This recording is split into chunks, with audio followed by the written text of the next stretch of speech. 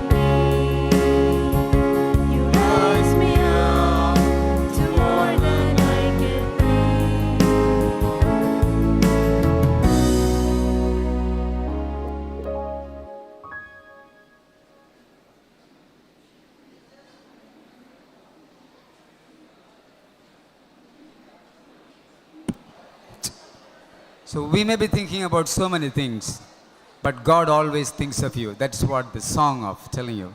You may be thinking about so many things, but God always has a thought of you. That's how we were started.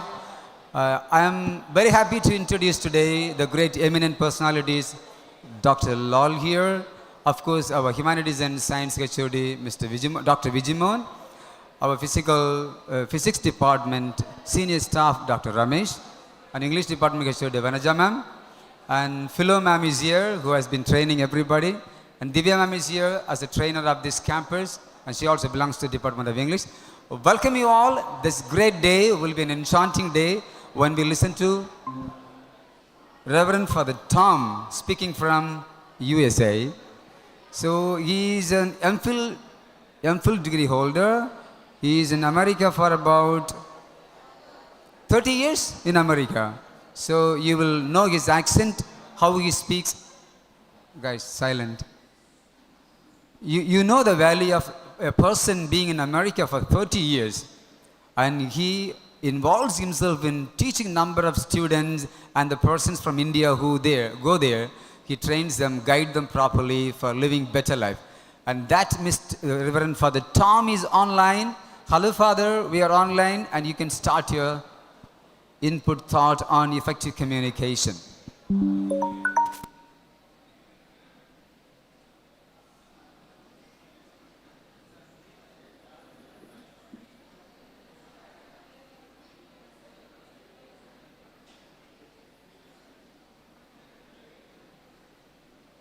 Hello?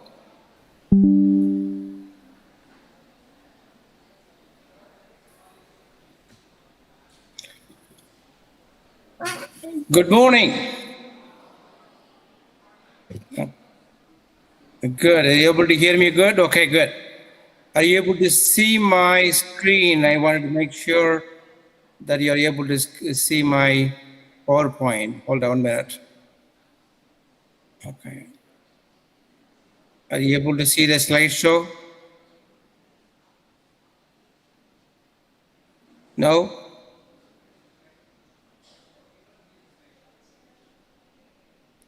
Okay. So just to try to, I'm trying to share my screen.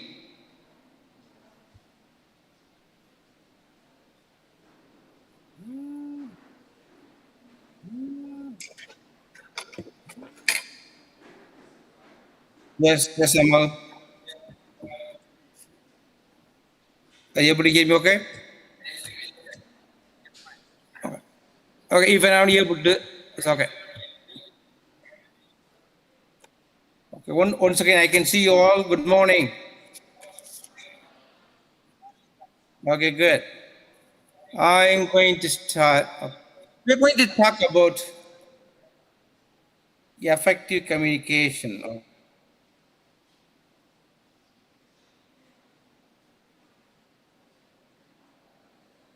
There have been some introduction, so let us right away let us start this topic. What is really communication means? Because now, right, for example, I'm trying to talk to you. You're all trying to listen to me now. But communication is not a conversation. We have conversation. We go and talk to your mom, talk to other people. That is like have a conversation. But communication is much more deeper than that. The word communication comes from a Latin word communicare. Communicare means that communion together. So when two persons coming together and participating together, that's called communication. That's the same word coming to the same word from where we also get community, communion, communication. All things means that we are coming together. So when we have a communication, we are all coming together, both physically and as well as psychologically, and all person together. We are coming together is called communication. So when we have the communication, deepest communication, we also get active participation. There is no passive receiver is both the speaker and the receiver are really actively participating. Now, you're not passively listening to me, but rather you're actively listening to me. When you're actively listening and participating together, there is a communication. So, communication is not a conversation. Communication meaning coming together, participating together. So, this communication can be verbal as we talk, it also non-verbal. So it is kind of emotional, psychological. There are various factors in this communication. The communication, you know who said it, what is said, to whom it is said, how it is said, and when it is said, and where. There are lots of other factors. I can go on list of things, what background, cultural background, then gender. For example, when you're talking to a man-to-man conversation different than a man to woman. And when I talk to my own age group is different than talking to someone under my age. And there are also organizational factors. For example, I'm talking to my higher ups, or I'm going to talk to someone who is below me. There are lots of various factors that is involved in our communication, technology communication, organizational structures. And finally, I just wanted to focus on one main factor of communication. So let's look at three things first of all. Who said it? There's always the thing is that who said the same thing, similar thing. Somebody else says, I didn't listen to it all. And when somebody else higher up me, somebody is higher than me, when they say, oh, when the president of America says, when the Pope says, when the bishop says, I may tend to listen a little more carefully. The same thing can be said somebody else, my neighbor, or my friend. And the other day, a little child told the same thing, but that didn't reach my ears. But sometimes, who said it, and how they said it, and what is said. And also, I am going to focus on how I receive a communication. Communication is not about somebody else. It is about me. If my ears are open, when your ears are open, you can hear me. When you are distracted, your mind is somewhere thinking about what I'm going to eat my lunch and where I'm going to go, when I'm going to see somebody else, when I'm going to see my friend. Your mind is occupied, then whatever I said to you, it will not reach your ears, not even reach your mind. So it goes away. So most of the time, it is not a miscommunication. Mostly, I missed the communication. Do you follow me? So we always blame it down. The teacher was not that great. He didn't communicate to me really well. And the other guy talked to me, then I didn't hear what he said. So we always say that somebody miscommunicated to me. But what I am trying to focus on is that mostly we don't have miscommunication. We miss our communication. So when I miss some communication means, why do I miss communication? Why do I miss communication? Many times, there are lots of things going in our mind. There are lots of inner noises deafening our ears, so we cannot hear really well. There are lots of emotions goes into our mind, then it blinds our eyes. And finally, communication is inside job, meaning that if I want to listen, I will listen. If I'm motivated really well, then I can hear it well. When I'm not motivated, when I'm not focusing on, then I'm not going to hear it. When you are hungry, you look for food. When you're not hungry, even a big biryani is not going to get you well. Meaning, for example, when you're really full in your stomach, How are you going to get it? How are you going to eat? You're not going to eat anything. Mostly when you're hungry, even a small sambar sadham will do really well. So all that means that, my dear friends, that am I hungry? Am I starving to get the communication? If I am hungry, I will get it. If I'm not, nothing, even the big biryani is not going to give me a good appetite so that I can eat it. So, simply said, when we are lazy, when you are not motivated, any good communication does not reach our ears. மல்லாக்கா படுத்திருக்கவனுக்கு மலேசியாவுக்கு வழி சொல்ல வேண்டிய அவசியமே கிடையாது. You understand? Scientific term. So that means that if you're lying down and not motivated, whatever somebody is going to give you instructions, somebody going to give you a motivation, it doesn't reach in our mind and never going to understand. Finally, my dear folks, that I want to give you, mostly the biggest barrier of communication is ourselves. And we are the barriers of our communication. And that's why I told you before, not that there is a miscommunication, that always I miss my communication because of my own individual dispositions, my psychological feelings, my emotions, and where you live, and how we live, and how do we take our life. Finally, it's always communications are all about knowing yourself. How do you remove this barrier? How can I have effective communication? It is not eloquence of knowledge. Language is good, little bit. Language is not the only factor to have effective communication. Many people communicate with the emotions. And lots of communication, effective communication always happens in non-verbal communication rather than with the eloquence of knowledge, the eloquence of various language skills. So language skills is important. Of course, the language is important for communication.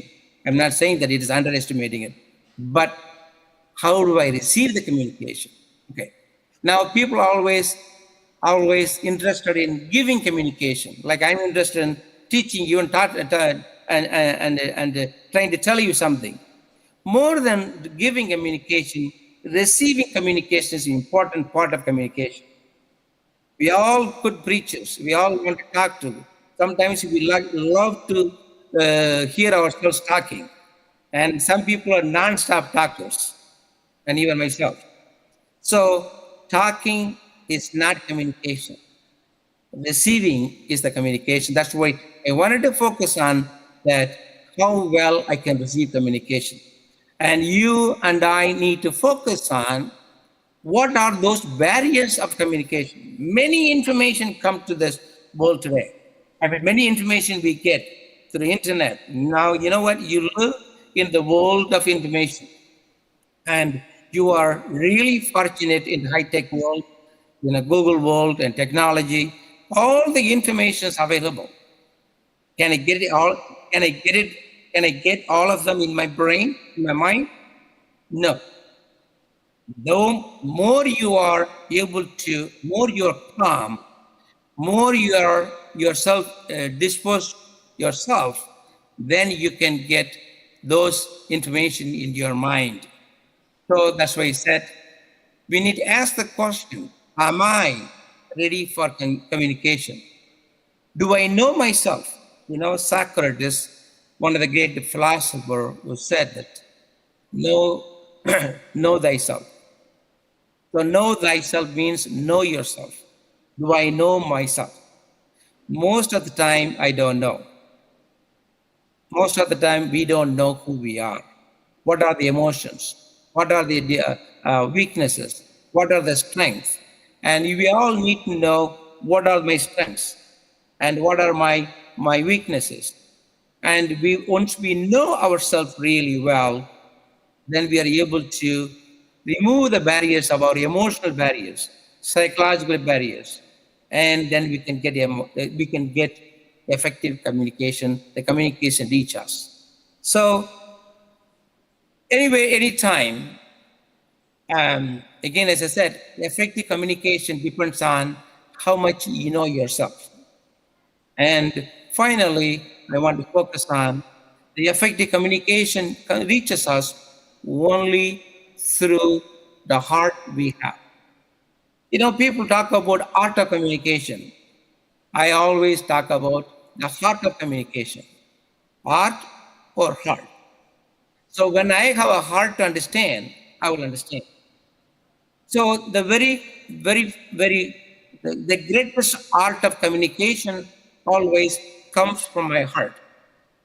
You follow me? The greatest art of communication comes to me only through my heart. When I have a heart of compassion. So, for example, if you want to understand your mom and dad, you need a heart of compassion. So, if I have a heart of communication and there's a compassion, then there is an understanding comes in. Anyway, my dear folks, all that means is all our full communication all about ourselves. How well we can listen to other people, how effectively we can listen to other people always depends upon how do I know myself. Finally, let us always understand there's nothing called miscommunication. I missed my communication and remove the barriers of those barriers of emotional barriers or your limitations of your preoccupations, then the communication we receive will come to us. Thank you. Enough?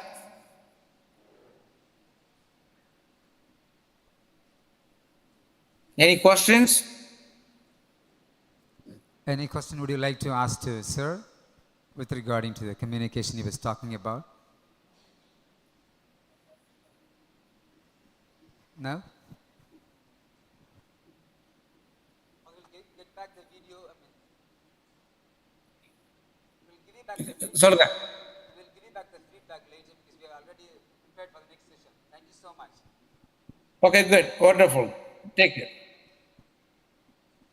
So, Okay, bye. Thank you very much. Wonderful. Have a nice day. And now my time is going to be 12 o'clock in the night. so lovely. The session So was it's 12 o'clock night. I'm going to go to bed. Thank you. Bye bye. so it was so wonderful that you listen to the American accent, how these people speak in America. So now we start the second session with Professor Dr. Lal from Kerala University. May I humbly request sir to be on the board.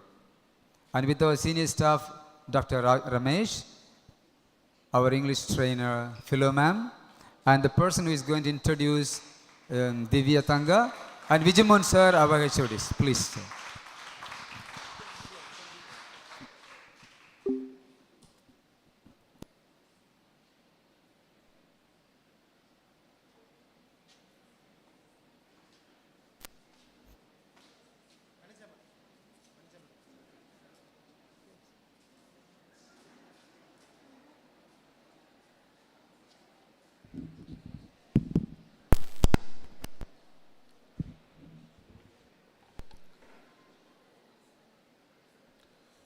Good morning, everyone. I am really delighted to introduce the eminent speaker, Dr. C.A. Lal, Professor, Institute of English, University of Kerala. A proud academician, he has conducted many workshops in Nelta Conference, Kathmandu, Ukrikand in Indonesia, and Busan, South Korea. He is the general editor in BEK Research, University of Kerala. He is also an active member in the Review Committee, Journal of English. He has to his credit several awards. Salute the Silent Worker Award, Eltai Haumbi Trust Award for the use of ICT in education. He has authored a number of books and published several papers. He is also the guide and research supervisor for research scholars. He has gone to a number of colleges and universities abroad on academic visits. Sky is not the limit for this great person. Now I request Dr. Lal to address the gathering. Sir, please.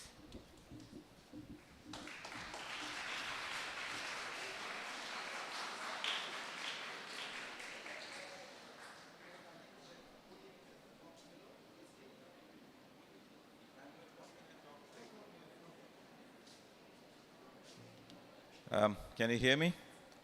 A very good morning to all of you.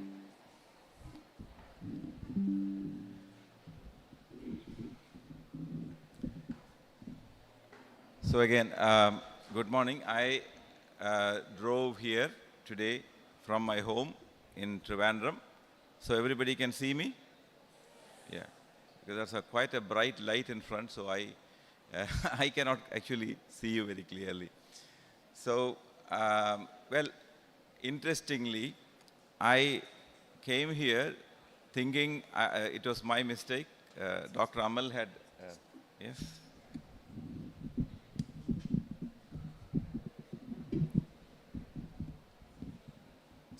Yeah. Dr. Amal had told me more than a month back that I will be meeting students, but somehow I decided that it was teachers I will be talking to. Okay? And what I did was I planned a 1-hour talk for teachers with an elaborate PowerPoint. It is about teaching grammar, teaching vocabulary, teaching pronunciation, etc.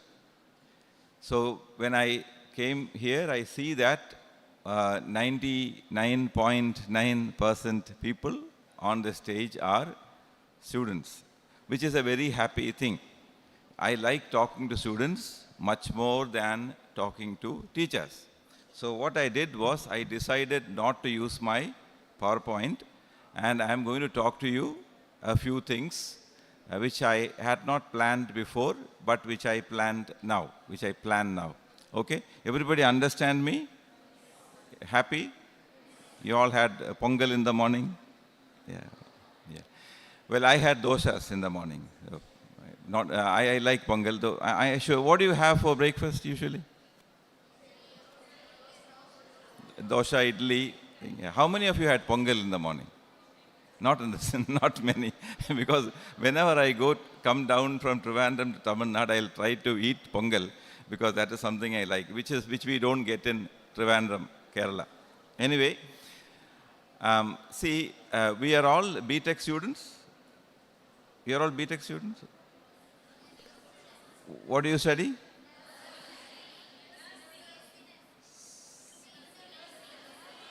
Okay, it's a degree course.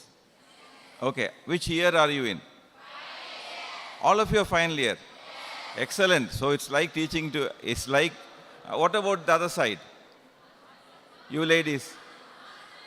You are all arts and science students? Fantastic, fantastic. So, you are the right kind of people I want to talk to. So not them, all of you. Science here, arts there, technology here, etc. So, you are all in college, and in the next 2 years, 3 years, 4 years, you will be going out to the world, you will be starting to work.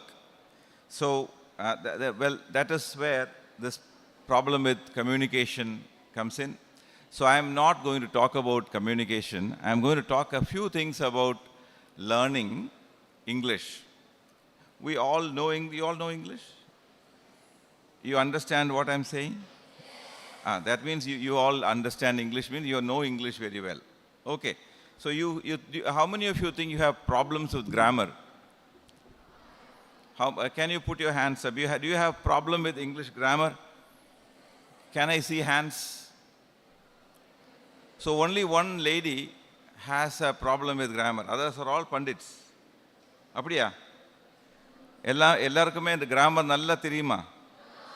But then why didn't I see hands? Grammar எனக்கு problem. Put your hand up.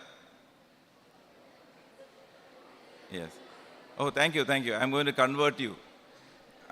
See, grammar is a problem.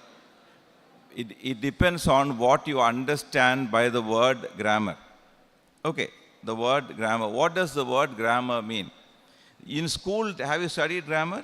English, yes. You have studied things like noun, adjective, verb, etc., and then tenses, conditional clauses, etc., subordinate clause, all that. Remember that? Yes. How many of you here have English as your subject? BA English?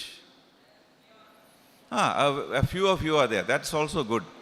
Well, so those ladies and gentlemen who have risen their hands are going to become English teachers sometimes, or some of them are going to use English for their job.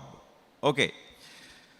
So first thing I want to make very clear here is grammar is a word which is very misunderstood. Okay.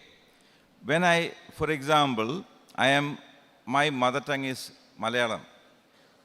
Tamil konjam ellam pesum, പക്ഷെ നല്ല പേസ முடியாது. കേട്ടാ konjam മനസ്സിലാവും, but not much. Okay. So you are all Tamil people, or how many of you are Malayalis here? There are two Malayali ladies here. Well, so you are two Malayalis. I am sure there are a couple of Malayalis around, and they are shy to tell me.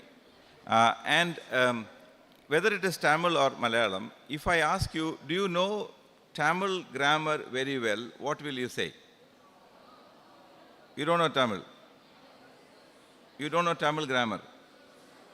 Yes or no? Yes. So but you don't, English grammar you have a problem. Okay? Do you have a problem with English grammar? Yeah, many of you raised your hands.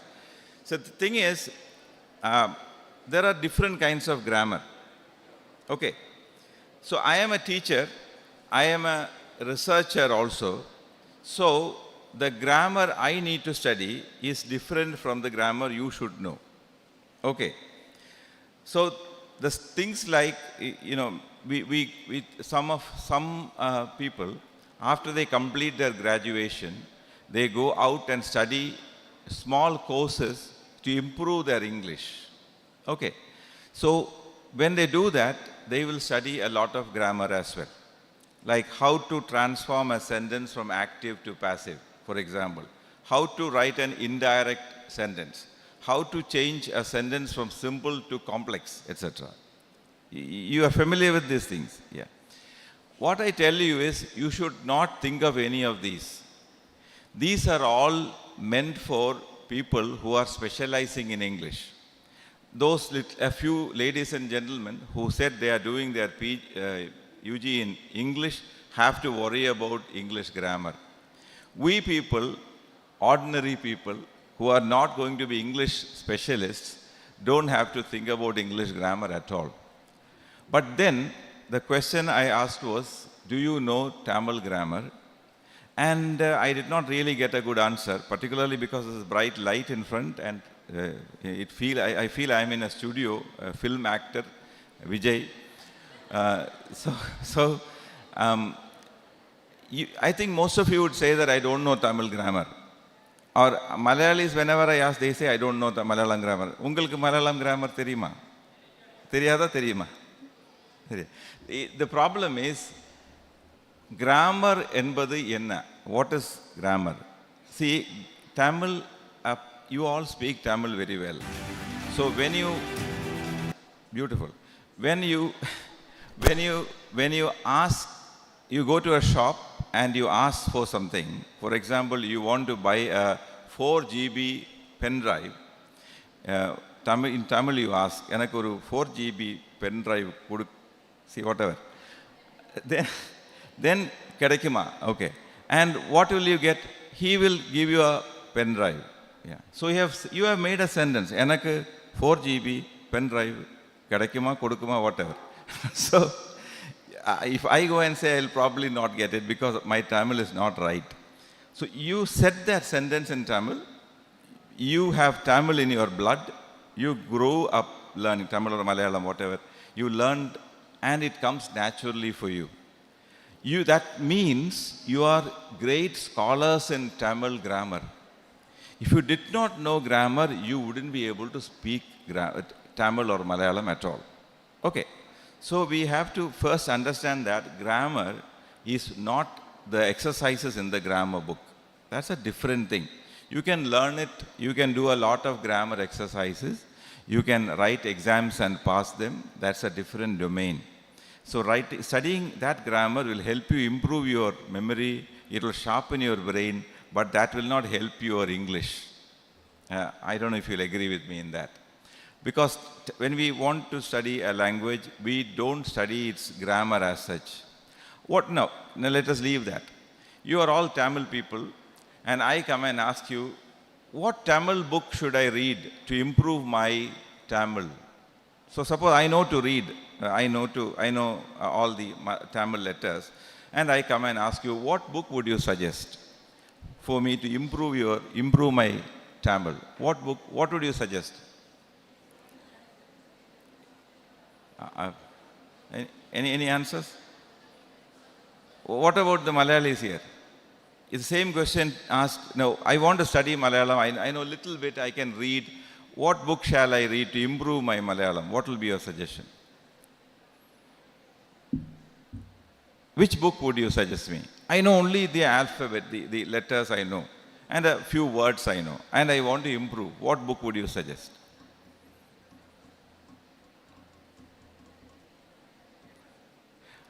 Well, if you come and ask me, if you are a Tamil person knowing Malayalam letters, and you come and ask me, what shall I do to improve my Malayalam? I will say, step number 1, read children's book in Malayalam. Okay, so you know to read.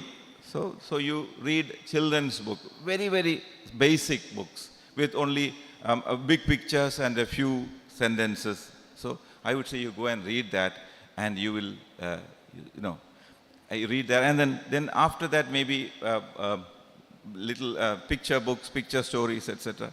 And I will also ask you to go and listen to Malayalam stories, watch Malayalam movies, and listen to Malayalam songs.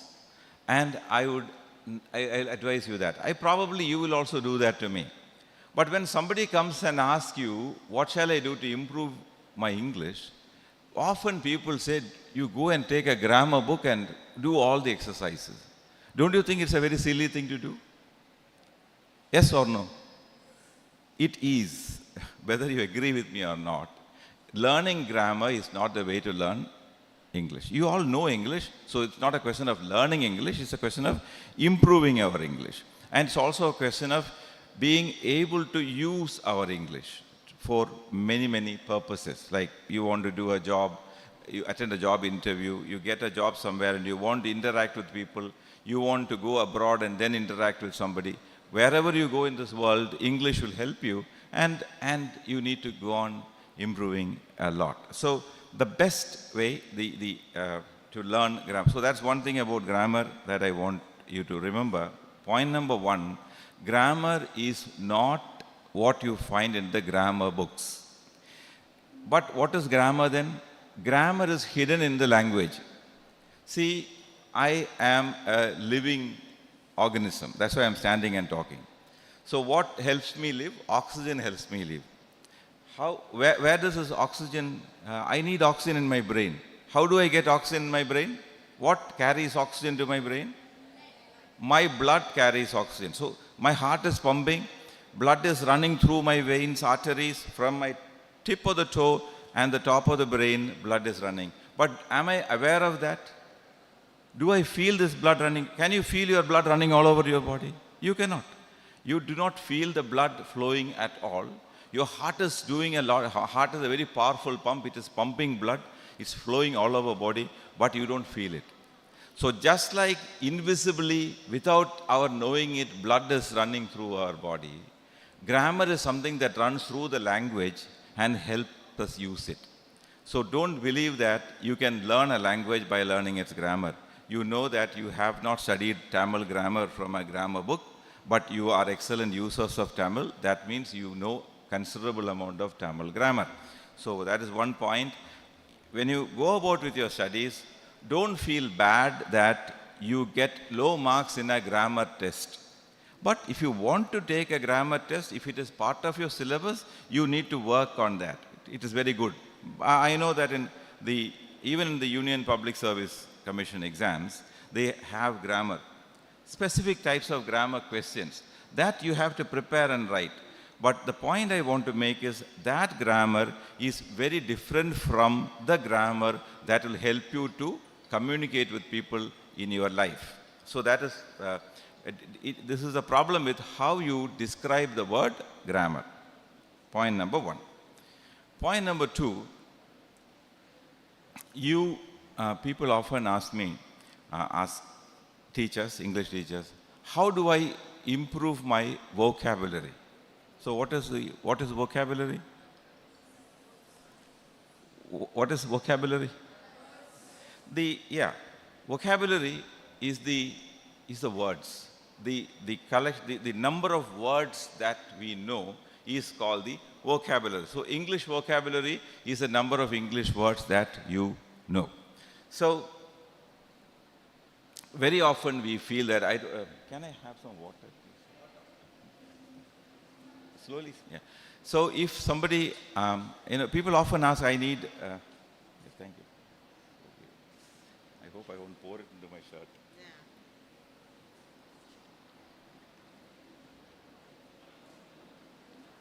Thank you. I am hydrated. What do I mean by that? I feel hydrated.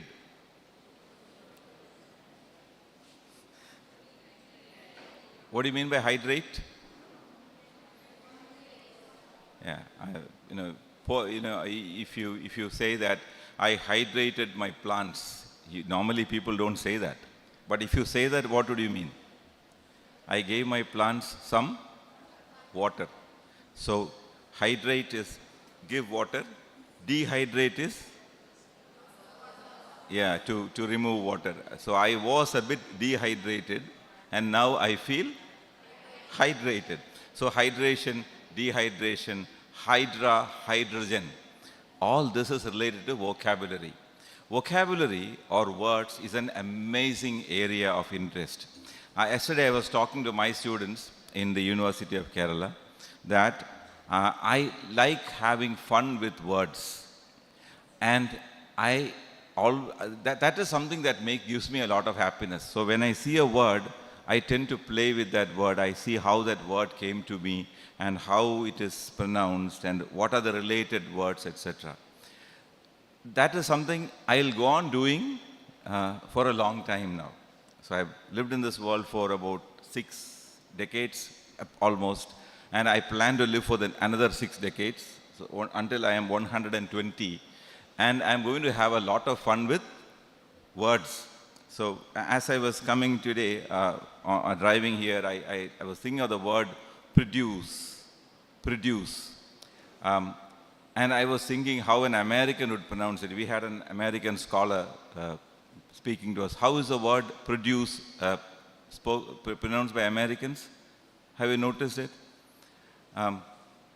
Americans would produce it as produce, and reduce would be reduce. So reduce, produce, etc.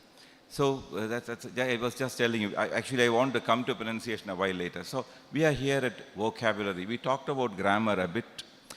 We just talked about what is the kind of grammar that we need. Second thing, what is the grammar that you need in speaking English?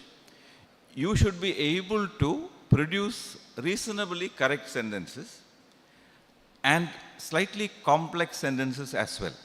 So when you go for advanced studies, when you do your IELTS exam, for example, if you want to go abroad, when you take the TOEFL test, or you do a test, any international test in English, they look for correct sentences and sentences which have variety of expressions. You can say things in very simple manner. You can say things in very complicated manner.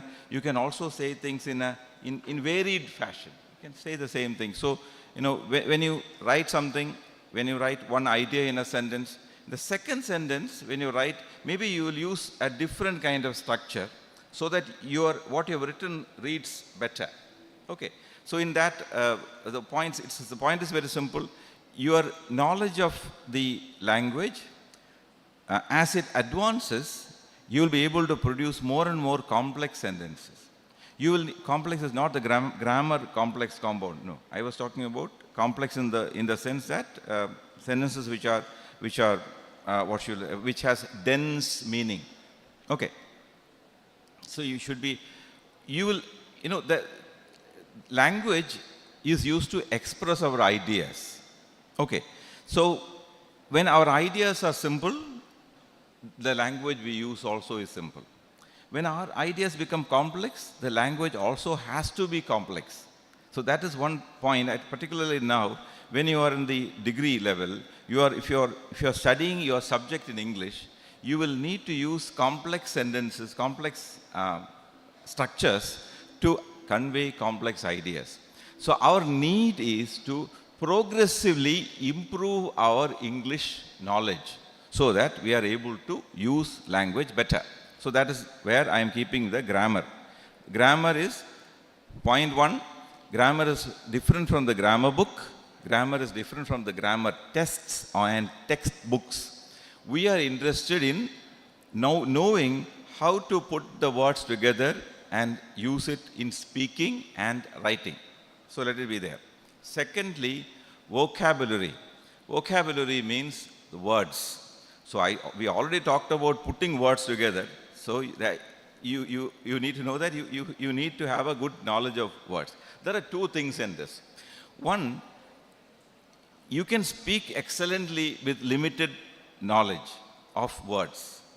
Even if you have only a limited knowledge of words, you can use it in such a way that you can communicate reasonably well. But again, our purpose is to communicate in a higher level. So, for example, a person who wants to sell something in a shop, I'll give you another good example. Air hostesses, people in the airplane who look after you when you are flying internationally, they all speak English, okay? But and many of these air hostesses from countries like Philippines, for example, or Japan, or Korea, China, etc., their knowledge of English is usually very, very limited. And same about the ladies and boys who serve in big hotels, international hotels. They won't be masters in English literature. They will have a very basic knowledge of English, but they will communicate very well with that. Limited vocabulary, but with confidence people use it, because they don't have to use a large variety of sentences there. For example, if you are in an airplane, the things that you are likely to ask is, "Sir, would you need some water? Shall I bring you a napkin? And what would you like to have?" See, these are the basic things they are likely to do. They wouldn't have to make a speech about pulmonary thrombosis, or the need for taking water regularly, or need for regular exercise, etc. The complex ideas they don't have to use. They only have to use the basic simple ideas. So their English is a different class of English. But in your case, you are, ladies and gentlemen, who will need to use English for academic purposes as well. You will need it for communication. You will need it for academic purpose as well. So we have two aims like that. So when we talk about grammar and coming to vocabulary, you need to have sufficient vocabulary which will help you in your academic learning, to write things, to do research. We have here linguistic research. Even if it is not linguistic research, use of language in your research is an important thing. What you have written will become very impressive if you have a wide vocabulary. So vocabulary is important. Vocabulary has to be improved. So very often people ask, personally many of my students are asking, what is a book for learning vocabulary? So any ideas? What is a book you would suggest if I want to improve my vocabulary? Would you suggest a dictionary? When I was in higher secondary school, that is +2, one of my teachers, he was not an English teacher, that is why, he was a history teacher. He decided to improve our vocabulary. So what he did was he brought a dictionary to the classroom and he began teaching from word number 1. So word number 1 was a aardvark. 2a, aardvark is an anteater kind of animal. Poor man, after 2 days he gave up. So he altogether taught us 5 or 6 words and he got tired. And that's because you don't learn words from a dictionary. Dictionary is not meant for that. As I was driving here, I was thinking, what is this brake there for? It was raining when I was driving and I was bored and there were many vehicles there. I was wondering, what is this brake doing there? So what is the brake meant for? I always thought unconsciously that the brake was there to stop the car. To stop, when I want to stop the car, I'll kick. Then I realized that I was repeatedly kicking the brake even when I don't want to stop. So what is the brake doing there? The brake is helping me to control the vehicle, to regulate it, to control, not to stop. To stop, even if I switch off the engine, also the car will stop. If the gear is locked, it will stop. So the brake is there not to stop, but to regulate. In the same way, the dictionary is not there not to teach you words, but to help you navigate through words. That is how you need to look at it. Because dictionaries are very useful, but dictionaries can also be a big nuisance. If you have the habit of checking every word in the dictionary, your reading, your use of language will be badly troubled. So dictionary is not the book for learning vocabulary. Then, but it will help you. Just like the brake, it will help you. Yeah. So dictionary is only one small part. Like when you are driving a car, the brake is there. Just like that, the dictionary is there to help you in your learning of vocabulary. So vocabulary is a must that we know. We have agreed that we need a wide vocabulary in our life. So that's the dictionary. So vocabulary is there. And there are books like How to Improve Your Vocabulary, How to Increase Your Word Power. Have you seen books like that? Have you seen? There are many books in life which are very popular. Improve your word power in 30 days. So in 30 days, speak like an Englishman. All these are rubbish. People are trying to cheat you into buying books. Nobody can teach you vocabulary in 30 days because you never really stop learning. I am, as I was saying, have been learning English for the last 50.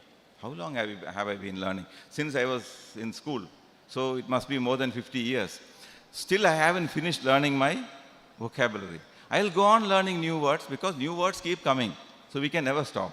So nobody can teach you vocabulary in 30 days. Okay. So vocabulary is there, and no book can teach you vocabulary. But still, the question remains, how do we learn grammar and how do we learn vocabulary? Let them be there. Third thing is pronunciation, which is again something we neglect a lot. Well, this seems to be alive. This is moving. Okay. See, pronunciation. Are you able to understand what I say? More or less? Yes. Is it because I speak like an Englishman? You are able to understand me. Thank you for telling me that you do. Because I am speaking a kind of English that everybody would understand. So what do you want? How do you want your pronunciation to be? Do you want to have the pronunciation of a British scholar? Do you want the pronunciation of an American, well-educated American gentleman, or a New Zealander, or an Australian, or a Canadian? Is that the pronunciation that we want? No. The pronunciation we want is one that everybody will be able to understand. There are two things when you need to remember about pronunciation. One is people should be able to understand. So if I say something and the person doesn't understand, then there is no point in my speaking. So others should understand me. And another important thing is, even if he understands, if I speak in a language, that happens with Tamil. I'll give you a Tamil example.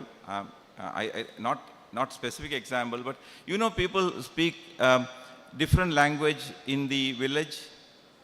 People who are not very educated will speak a different kind of Tamil. Have you noticed that? Malayalam also like that. People who haven't gone to the college, gone to the school, will speak a very ordinary kind of Tamil, which is very okay. We understand that. We are proud of it. It's fine. But suppose you speak that kind of Tamil in a meeting, an important meeting, how will people understand you? Society has a habit of rating you, gauging you by the way you dress, by the way you stand, the way you behave, and the way you speak, the way you pronounce words. So in the society, you need to be respected. Not always. We do respect the people working in the farm.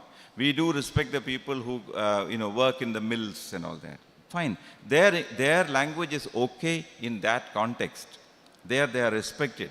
But we are again talking about a limited people in the society who are going out in the world finding jobs, and then if you have found them, wanting to keep them, and if you have kept a job, wanting a promotion.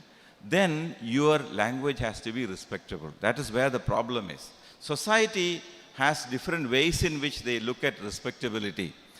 Our mother, even if she speaks a very village kind of Tamil, we love her and we respect her, we do not question her. Or our grandma, it's fine. But in the society, when you go as an employee, as a worker, then society has a different norm. They would want you to speak an elegant kind of language. So that is part of our grooming. That is part of our grooming. However we say about equality, democracy, etc., when we come to a job area, there is a lot of competition and people look at you, assess you by the language you speak. So when it comes to pronunciation, we have two variables. One, whether you are understood and whether you are respected. So you need to keep that two things in mind. So in English, we have that aspect as well. The aspect called pronunciation, which we largely don't, give much attention to. So, how do we combine all these three in our regular learning? We need to practice grammar. We need to improve our vocabulary. We need to improve our pronunciation. So I said only about pronunciation, but if you look at it in a broader way, what I meant is speaking. Practice in speaking. Do you all speak in English on a regular basis somewhere? Yes or no? Where do you speak English? Huh? In the college, you are supposed to use only English? Oh, that's very good. That's actually an excellent thing. So if that is there, if you are sure you are talking in English to your friends, one big problem is solved. You have an opportunity to practice English. So to speak better, the important thing is to have a lot of practice in English, which is happening. If it is happening, I am very happy with that. Now, so we'll leave speaking practice. Coming to pronunciation. What is the right pronunciation of English? What is the standard pronunciation of English? The answer is, there is no such standard. Okay? There is no such standard. Until say 30 years back, we used to say BBC English. We used to talk about the Queen's English. Now the Queen is dead, we should talk about the King's English. All those things are gone. The days when we thought the British was the ideal is gone. And then we have, interestingly, we have more American English, as I was telling you, produce and reduce is there.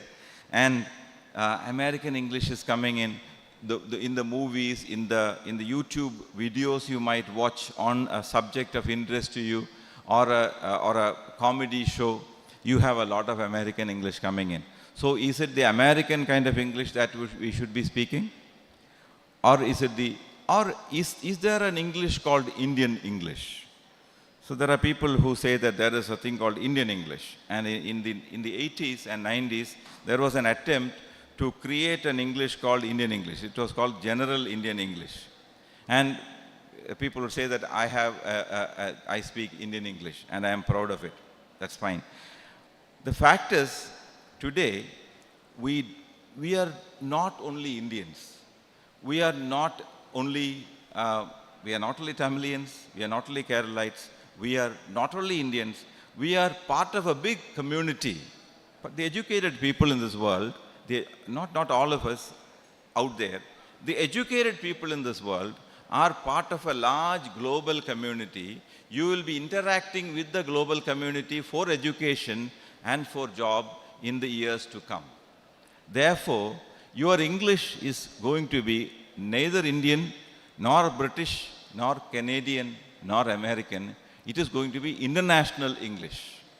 International English. Even in the British Broadcasting Company, BBC Corporation, there are people with different accents now. Scottish accent is very different from the regular British accent. It will sound like, sometimes a bit like we are speaking. I was in Scotland last April, my first time in Scotland, and I was amused to say people say words like burn is burn in English, burn. In American English, it would be burn. And in Scotland, they pronounce it as burn. See, many people in India pronounce that word as burn. And we say hopeless pronunciation. Scotland is part of England, part of Great Britain or United Kingdom, and they would pronounce it as burn. See? So, and in the BBC now, there are Scottish presenters who would read out a news like that. So the world is changing. The world is changing. But still, I am not saying that you should go about saying burn and girl and world and iron. That is all okay. What we should do in this part of the world, we who had the privilege to be in a good institution, is to practice listening to English as much as possible. One thing. Do you do that? Well, in the campus, if you do a lot of talking, automatically you will do a lot of listening as well. Mutuality is there. I am talking to a friend, the friend is listening. When the friend talks, I am listening. That happens. It is fine. But what I meant was, on a regular basis, you need to listen to English, and now it's very, very easy to do that. Before, when I was a student, the only way to listen to English is to listen to English programs in the radio, and at that time in the house there will be only one radio, and often the father will be the custodian of the radio. So my father had a big mustache, he is no more. He used to be the custodian of our radio. If I go and do something, he will find out. So he'll come back, put on the radio and find that who has been messing with this radio, the meter has changed or something, he will say. So I never had the courage to go near the radio. The second option is to watch a movie in the theater. So how many movies will you be able to watch when you are a student? It's very difficult. Now things have changed. Then the television came, certainly, a lot of changes happened. Today, you have this remarkable equipment with you, which is a mobile phone, which is the biggest learning tool. It's a big tool for entertainment. It's a big tool for wasting time. It's a big tool to look at and become worried about life. Everything is there. But if you use it for education, this is a very, very good education tool. You know this without telling me. And for learning English, this is a fantastic tool. So as I said, as I was driving today, I did not do that much because it was raining, and I thought I'll spend time with myself, my thoughts.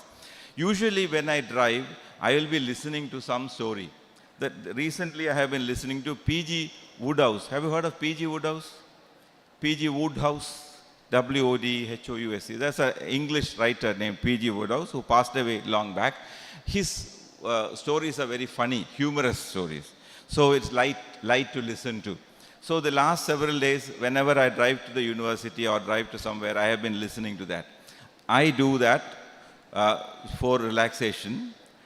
You should do it for relaxation, for feeling light in the mind, and also for the language aspect.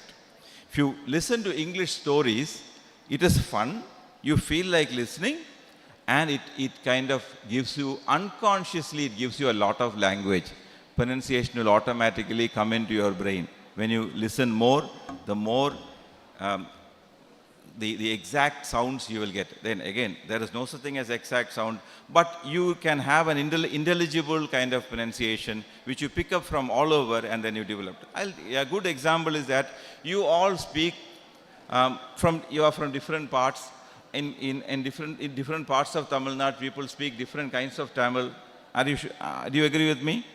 In different parts of Tamil Nadu, maybe in Nagarkoil, Kanyakumari area, don't people speak different kinds of Tamil?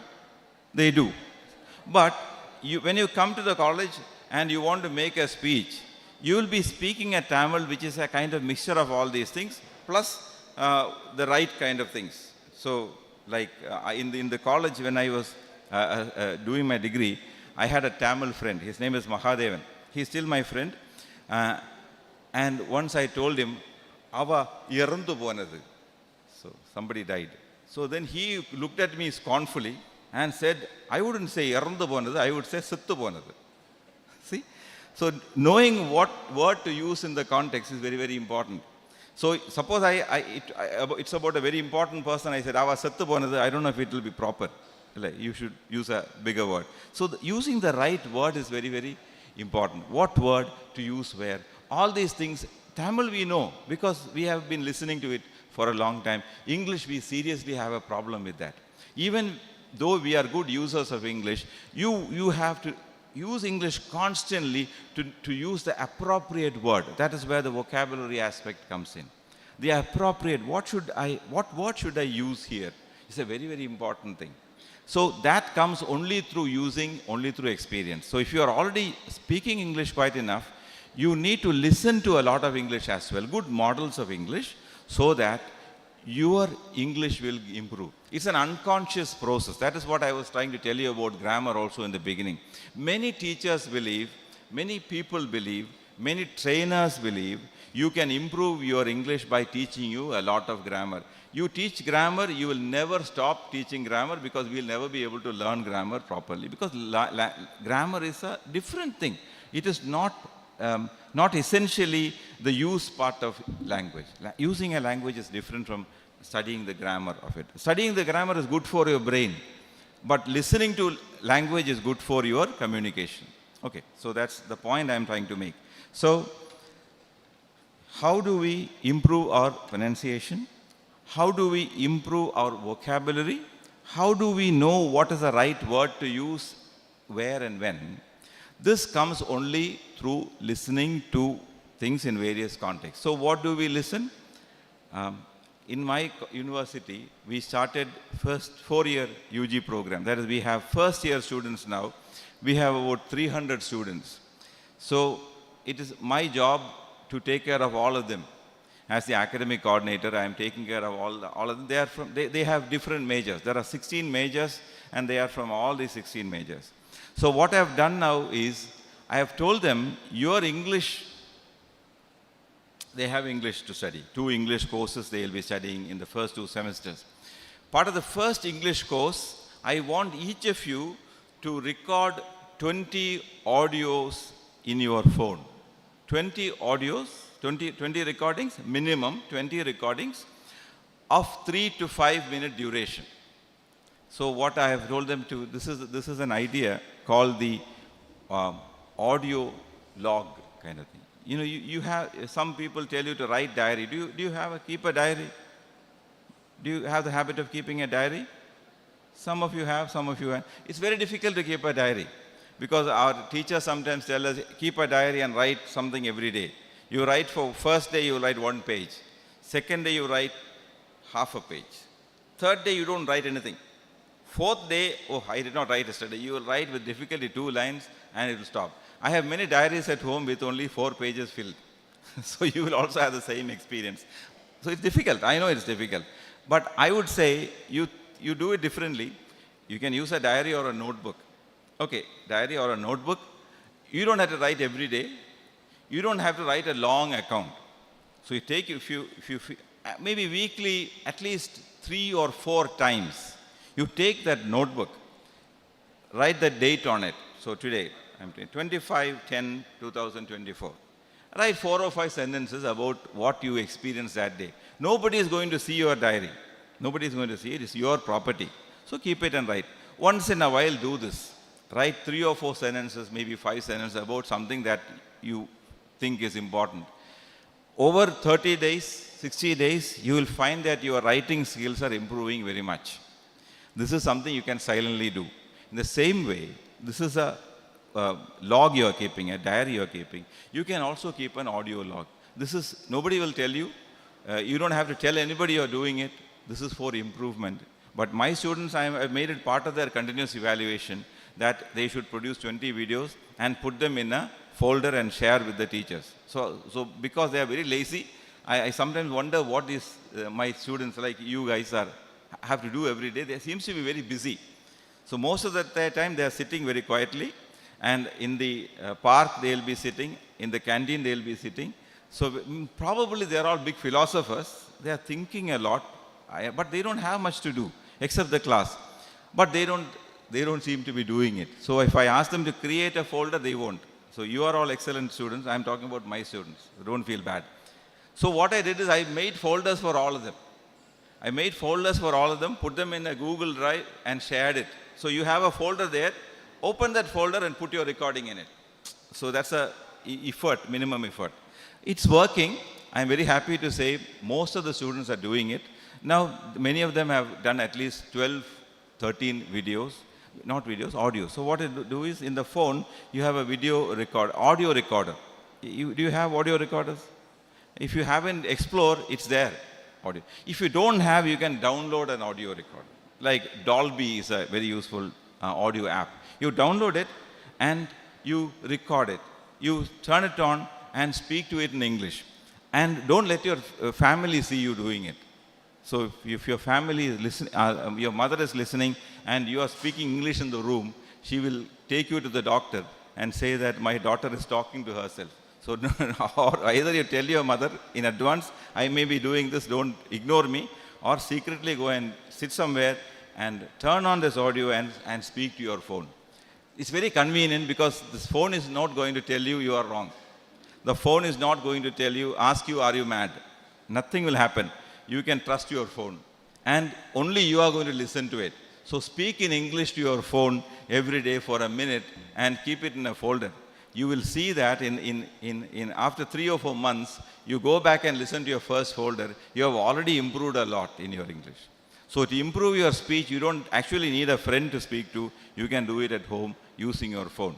So speaking English, listening to English, these are complementary things. Listen to whatever you like in the phone as you are traveling, as you're waiting for the bus, when you have leisure time. Listen to it. It can also be your subject. Suppose you have a particular subject to study, a term paper to present, an assignment to do, a presentation to make. Listen to videos about that in English. Tamil videos may be there, but don't listen to that. Listen to that in English.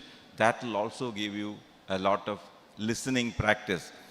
Okay, so I talked about listening practice. I talked about speaking practice.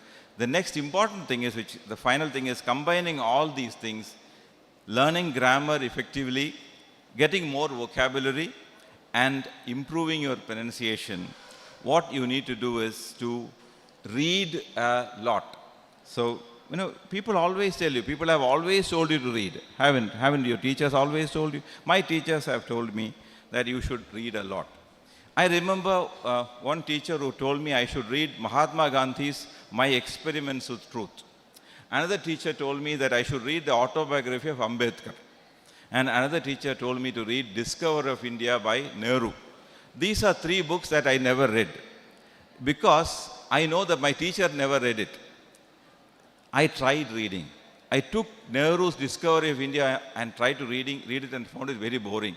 Not after growing up, when I was a student. I looked at Mahatma Gandhi's Experiment with Truth. Language is very simple. Still, I did not have the sufficient motivation to read it. I read all these things later in my life. After I became a teacher, I have read Discovery of India and I have read the Experiments with Truth. In fact, Experiments with Truth I studied when I was in my PG. But I am talking about young age, school time. That is where you are supposed to improve. Now, if you haven't done it at school, you can always do it now. If you are 40 years, my wife is 53, and she now has taken a lot of interest in English, and she is listening to English a lot. She is reading to English a lot. So I have been living with her for the last 35 years. I failed to inspire her to learn English. She, out of her own interest, now she is doing it. So there is no age to that. If you feel that, I should have started 5 years back, no. This moment you can start. So reading is very, very important. There the question is, what do you read? Your textbook is there, certainly, which you can read and enjoy. if you have the habit of enjoying your learning, if you start enjoying your learning, then your life is saved. Because people consider your textbooks to be very boring stuff. If you start enjoying your textbook, you will just love your life. And you will score high marks in your courses. That's a different thing. It's a technique, don't tell anybody. About reading in general, I wouldn't say you should read any particular book. You go to the library, or if you have a phone, you search for it, and find a book that you like and which you are able to understand and read that. So if you were in Trivandrum, I would say go to the Trivandrum Public Library, go to the children's section, take a book with big pictures and start reading. If you already do not have a reading habit, if you already have a reading habit and you are already reading Dan Brown and already reading, if you finish reading all the major classics, that's a different thing. But there are most of us haven't done that. Most of us are wondering, we all have a plan. I want to read, but I am not able to. I feel sleepy when I read. For the first page I read, then big snore is coming and I'm not able to proceed. You are not able to proceed because you have taken the wrong book. If you take simple books which you love, read. If you like adventures, read adventure books. Meant for children, if you are a beginner, take books with big pictures, color, etc. and start reading. Once you get the habit of reading, you will slowly progress to higher books. You will slowly progress to higher books. I still read children's books. I also read books meant for grown-ups. I also read philosophy. I also read science, everything. But I began, when I was a 7th standard student, reading very simple books. But I am saying, this you can do at any point. At any point, even when you are a BSc student, when you are an MSc student, if you don't have reading habit, today you should start reading and read simple books and don't worry about what is going to happen. Go on reading. So when you read, automatically patterns of grammar will be formed in your brain. You don't have to be conscious about that. You don't have to read a grammar book. When you read the fun books you love and the textbooks you prescribed for you and simple books on the subject you have, your brain will automatically take care of the grammar. You don't have to worry about your grammar at all. And this grammar, to become useful, you should also write as much as possible. Best thing is to prepare your own notes. Prepare your own notes. You have studied something today, write it down. Because one thing is your exam is based on your written performance, isn't it? You write your exams or speak your exams or type your exams. No, you write, yeah. So writing practice you need. So write something every day. It can be something you studied. It can be preparing your notes. It can also be your autobiography. In fact, I have some secret books in which I have written what happened when I was in school. One exciting thing that would happen when I was in the 7th standard, etc., is jackfruit time. You know, in about, by March, April, jackfruits will become ripe. We had a big jackfruit tree at that time. It is not there anymore. So in my diary, if you look, I still have kept it. I haven't shown anybody. Even my children haven't seen it. It is written, one event I have written, Chakka Vetti. Chakka Vetti means by Vettiga I mean I cut it into two and started eating. And Chakka Adakka എന്ന് പറഞ്ഞാൽ to get it from the tree. അപ്പോൾ ചക്ക അടത്തു. എൻ്റെ ജീവിത ഗ്രന്ഥത്തിലെ കുറിപ്പാണ്, in my autobiography. So, but that is in Malayalam. Remember, nobody told me I should be doing it. Sometimes I used to write in English as well, and sometimes chakka vetti. So some days both of these will happen. So chakka adathu vetti.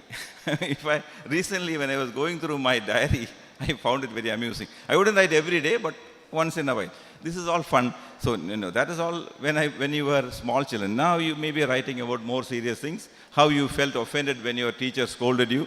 How you expected more marks and you did not get it, and all that you can write down in English. Okay, that is one thing you can do, but your subject also you can write down. So reading extensively, writing as much as you can, and do only these things in a happy manner, don't feel compelled.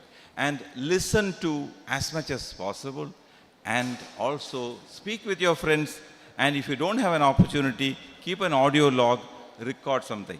So my students in the university I've asked them to create 20 audio recordings and put them in the Google Drive, and also listen to 20 hours.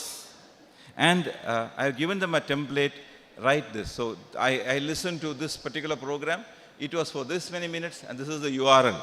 So don't do that. You don't have to do that. This is because I have created a program for them. Instead, you don't have to document anywhere, but just listen. Extensively study about how to swim, and after 2 months you feel I've learned how to swim, and if I go and jump into the pond, what will happen to me? That will be the last thing I do. So no book can ever teach you how to swim. To swim, you need to get into the water first, feel how to do it will help you, but books in general will help you to improve all these things. So these are the basic things I wanted to tell you. And I'll be happy to respond if you have any questions to ask me. So the points I have said is that I'm trying to remove certain misunderstandings about grammar. We need grammar a lot, but we already know a lot of grammar. What we need is now more practice. And practice you will get through using. It's very difficult to ask questions with somebody who is standing on a high platform 20 meters away from you. But still, if you have something, you can stand up or.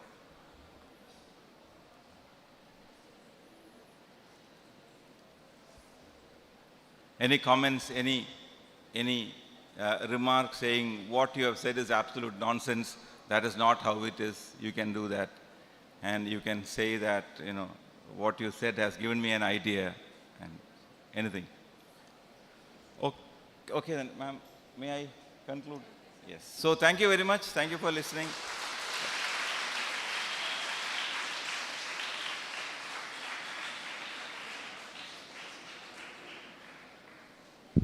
Thank you so much, sir, for your useful and informative talk. We all had a great time. And now it is time for a tea break. You can be seated. Teas will be served inside.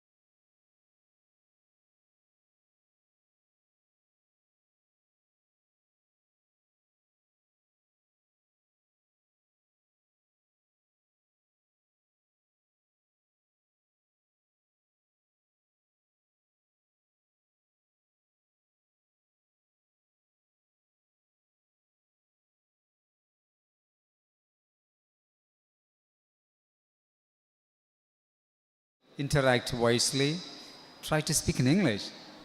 English is a wonderful help for you to take you to the heights. Correct? Yes. English is the easy skill you people can easily have. English is the easy skill anybody can easily have. So you can learn it very easily. For example, if there is a fan, I'll show my hand, you tell the words, okay? Louder. Rotates. Very good. Where is it rotating? Where? On the wall. Yeah. Fan is rotating on the wall. Oh, she's looking at the ceiling, no problem. Example. Microphone.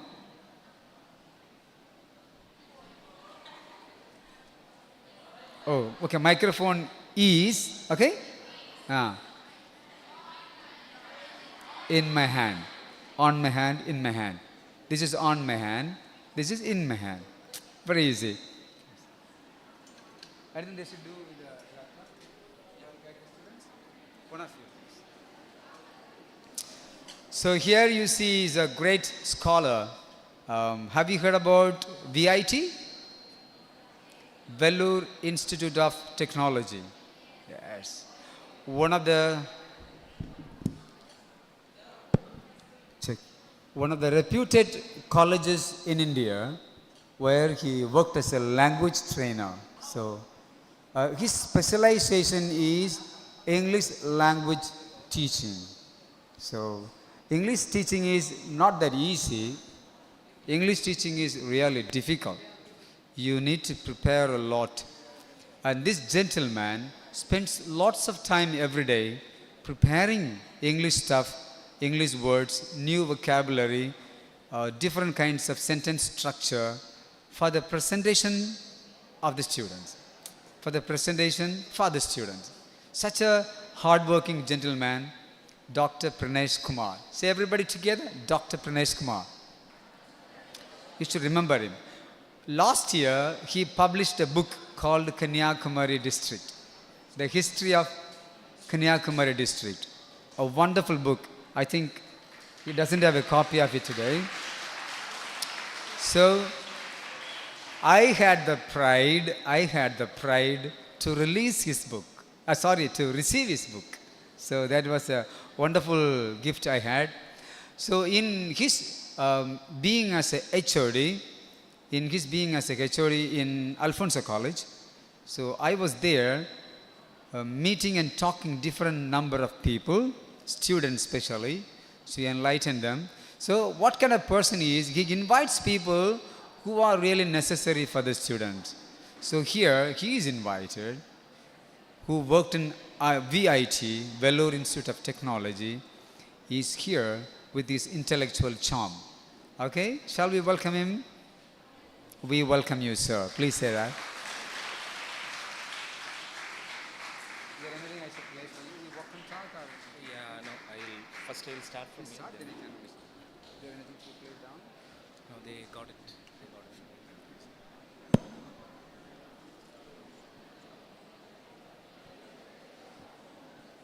Good afternoon.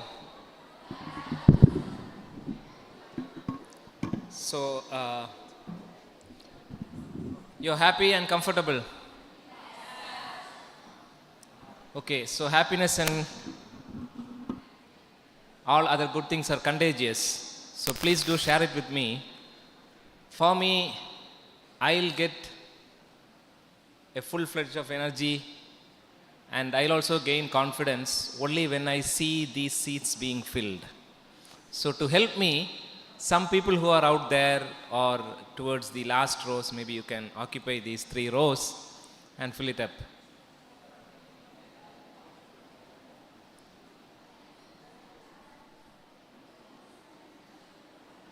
And even there, these rows can be filled.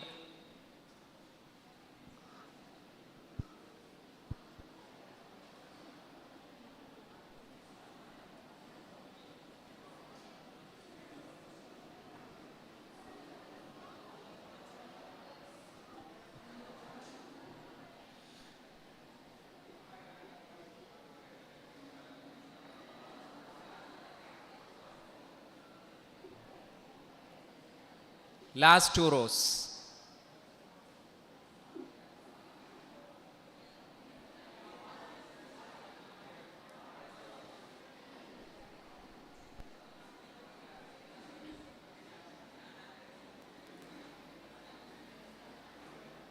Good, good.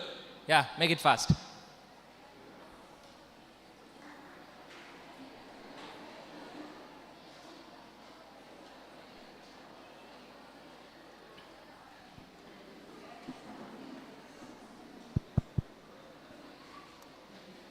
Yeah, students, your attention, please. Make it fast.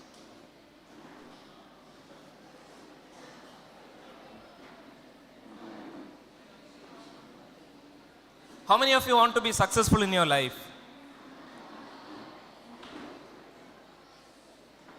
Others? Yeah, good. Put your hands down. See, just when I asked you how many of you want to be successful in your life, not everybody raised your hands. Initially, 1, 2, 3, and the same thing. When I asked people to come forward, there was an inhibition, but 1 or 2 people who dared to do it first. Okay.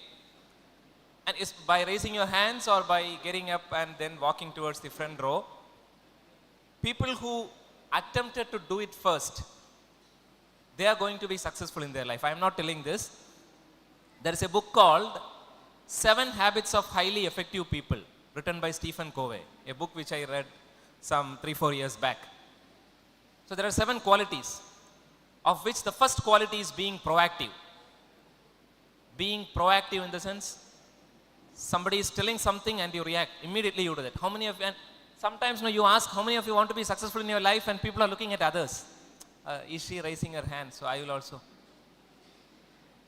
Have you heard of this saying that life begins at the end of your comfort zone? Life begins at the end of your comfort zone. Ketirukingla? Ketirukingla? Say yes or no? Okay, fine, good. And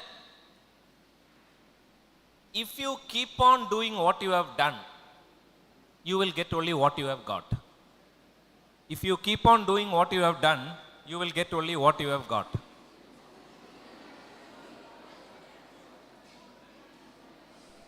So, you must be doing so many things. Now, by now you are doing so many things, you are learning, and some of you are nursing college, right? And arts college. So whatever it be, the world is highly competitive, and in any profession for that matter, if you want to mark your presence, you have to be physically fit, you have to have sound communication skills, you should know how to interact with people, you should know the basic and the updated version of what is there in your field. Am I right?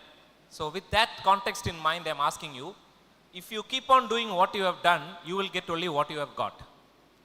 You, majority of you, all of you told that you want to be successful in your life, right? So ask yourself, the things that you are doing now, within your comfort zone, not for all, but at least for some, will it take you to your target? See, when it comes to nursing, I know, most of the people, what they do is that at the end of the course, your main target will be Denmark. Then, am I right? Denmark, then? Huh? 15, what is that? Oh, that's surprising to me. No, to move abroad. UK, Middle East, Canada, Denmark, Germany, for which what you need is an IELTS score. Am I right? And guys, I think I forgot about you people. From arts college, see, you know the current competition, the trend, unless and until you are competent enough, not only in terms of academic proficiency, but also in other forms of communication skills, you are not going to reach where you are supposed to reach. So it's high time, and communication and language is nothing but a skill. A skill is something which you don't work over a period of time, it gets depleted. Language is not a knowledge, it's only a skill. Do you agree with me? It's only a skill. And nobody, even including me, I'm not going to boast here that I can speak well. No. No. Because language is evolving over a period of time. Jargon words, or, earlier they used to say that every 10 years. Now it is not like that because of the advance of technology. Maybe every 2 years you can say. New words, new terminologies, new expressions. If you don't update yourself, gone. A skill like swimming, playing a piano, driving a car, if you don't do it over a period of time, what will happen? எனக்கு touch விட்டு போச்சு. Now I can't do that. The same is applicable to language. That's why in most of the institutions they insist on speaking English inside the campus. The management can only tell. We have to practice. Okay. Finally, when the course is over, when people go for an interview, then what you guys said, you have some of the fake centers where you go and you don't believe the teachers. There is an irony these days. They don't believe the teachers. But some fake institutions, there are institutions where the open hoardings they are writing. We write research papers. We write research papers. And our students, they don't believe the teachers or the institution. They go to the centers and seek help. And I don't know what they get in return. Simultaneously, there are also centers which will give you promises telling that we will make you speak English in this many days. I don't know. I cannot do that without the cooperation of the student. I'm not a magician. I don't have a magic wand. See, imagine I tell you that in 5 days I can make you speak good English. Without your cooperation, can I achieve that? No, I can't. So as adults, it is your responsibility to take in charge of your learning. In school days, maybe you have teachers who will come and say, see, you have to score better, do that, do this. But now it is not like that. And your language also reflects your personality. Personality cannot be built overnight or in a week's time. Your language reflects who you are all the time. The choice of words. Unfortunately or fortunately, we are not urban dwellers. A student who is doing his studies in Chennai or Bangalore have number of access. The society compels them to speak in English. During the weekends, they go to the mall or a cinema theater. They have no other choice but to speak in English. If they want to place some order, they will speak. But can you go and apply the same logic in our streets? Even inside the classes, sometimes I should be cautious about my language. Or else I give an activity to the student in the language lab, and after some time, the student come and ask, sir, neenga sonnadhu enakku puriyala, adha Tamil la sollunga. I should be very careful. Now, if I try detailing everything in Tamil, I will lose my language. Because what did I tell you? Language is a skill. If I don't use it in the right time, at the right place, if I don't practice myself, okay, it is going to get depleted. So this so happened to me, like once I did my MA and MPhil in Chennai, at Presidency College, Chennai. So after 5-6 years, when I came back to my native place, this is an example to tell you how society is influencing your language. I went to a shop which was familiar to me, and I asked the person, this happened in 2000, I may look young, but I'm not, I'm old, okay. So this happened in 2004-05. I went to a shop and asked for a matchbox. The person was staring at me. Repeatedly, I was repeating the same thing. Matchbox, matchbox. And then I was using sign language. Matchbox, matchbox. This fellow, he was staring at me in my village. Later, I understood that I am not in Chennai anymore. Tippatti. Okay. So this is how society will influence you. But now, we have to create an ambience where we will speak, and for which the technology will help you. That's an option which people like us during your days we did not have. For us, we relied only on the teacher. The teacher talk was the prime source of our input. If the teacher is committing a mistake in pronouncing a particular word, we have no other choice. We will also do that. But because of the advance of technology, These days, no, you people have, like, I don't know what kind of stuff you are watching in your mobile. How many of you have heard of this thing called TED Talks? TED Talks. Put your hands up. If you know that, you be proud of that. TED Talks. I'm not asking how many of you have participated.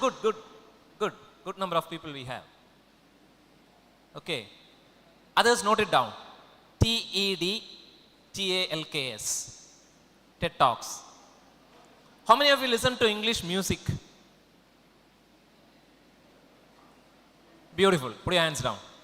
Put your hands down. Now we are also going to have an activity here where you will be listening to the music and then scripting the lyrics. Okay.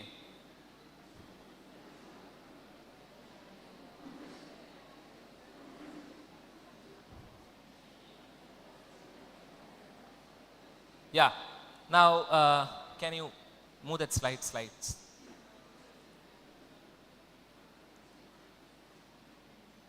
Yeah. Before getting into this slide, see, the slide says that we are designed to walk that we are taught to walk is impossible, and pretty much the same is true of language. Nobody is taught language. In fact, you can't prevent the child from learning it. It's a quote by Noam Chomsky, who is a linguist. A linguist is somebody who works on language. So this is what the quote has to say. Like any person for that matter, your brain is pre-wired in such a way that you cannot escape learning a language. And especially the best time to learn a language is at this age, when you are adults, when you are young. And there are studies show that, see, once you attain after puberty, there is a concept called brain plasticity, where the ability of brain to learn new things will get decreased over a period of time. And the same is applicable to language. The best example would be, you might have seen from among your relatives, families migrating to US or UK. And after 5-6 years, when they come back, the little kids will speak beautiful English. Have you seen that? Like native speakers. Better than their parents. Better than their parents. The parents will speak good English with fluency, but not accuracy that equal to the kids. Why? Because they were exposed to the language later. These kids were exposed to the language at the early stages. So this particular time for you is the right time to enhance this communication skills. And as I told you, during our times we were limited only to the teacher talk. Today you have input through, like majority of you told that you were listening to English music. That's a good thing. Watching movies is a good thing. Because we have to go and in search of these kind of activities to increase our input in the target language. As I told you, we are not urban dwellers. We are living in a place where accidentally, if you slip out of the campus, you will rarely meet people who communicate with you in English, and the kind of Tamil that we speak also, you know. Clear? And see, nobody is taught language. In fact, you can't prevent the child from learning it. The person who wrote this quote also says that you have something in your brain called LAD, L-A-D, language acquisition device. Even a child who is deaf or dumb attempts to communicate something. Right from the early birth of the child, where the child utters one word, two word, babbling, crying, cooing, to grab the attention of the mother, then slowly starts speaking with the help of mother is a concept, nothing but the mother will be repeating the same word 50, mother or the caretaker or sometimes the grandparents. Have you seen how they make the kids speak? One word. Some 50, 100 times they will be looking at the child and they will be repeating. And finally, when the child speaks there, the happiness is like, can't be expressed in words. But can you expect the same thing happening in an English language classroom? Can you expect a teacher to come to you and repeat one word 15, 20 or 100 times? That is acquiring. A child learns his mother tongue by acquiring the language. Acquiring is another. No conscious effort. Unconsciously it is learning. But you are bothered about your surroundings. What if I do a mistake? What if people laugh at me? And some strange reasons people give. I am not from, when I ask people to speak, I am not from an English medium background. That cannot be an excuse. Apart from this, now I want to listen from you. What are the things that are stopping you from speaking good English? Tell me a few things that are stopping you from speaking good English.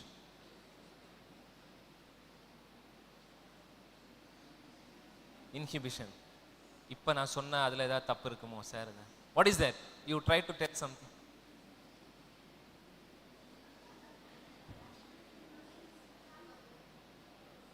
Lack of vocabulary. Beautiful. That's one strong reason. Then grammar mistakes. Grammar mistakes. So we'll wait for a day where we learn all the grammar rules and then we'll start speaking in English. If I have taken that decision, definitely today I will not be here. Do you think that I can recall all the grammatical rules? No. No. Grammar mistakes, vocabulary, of course, vocabulary. Words are beads in the garden of, words are beads that can create the garland of language. Words are important. Then what are the other reasons that are stopping you from speaking good English? From lack of confidence. Lack of confidence. Then lack of practice. Beautiful. Students are communicating. This is what I expected. Then what else? From boys' side.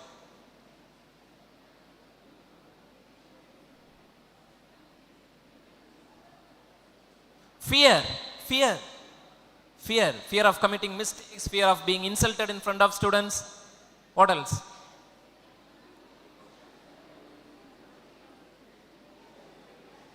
They have decided not to speak. Something. Tell me something. What is stopping you from speaking good English?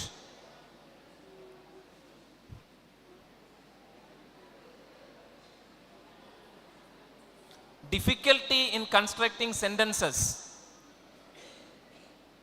See, these are problems that are common to all. This can happen when you are speaking your mother tongue too. Am I right? But the thing is that you have to try, attempt, keep on moving forward. Slides. Is the audio compact?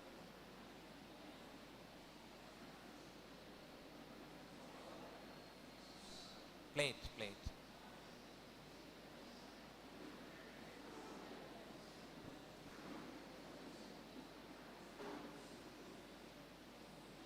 At the bottom.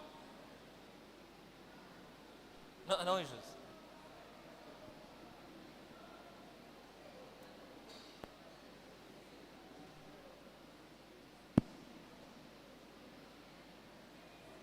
See, this is what happens when there is miscommunication.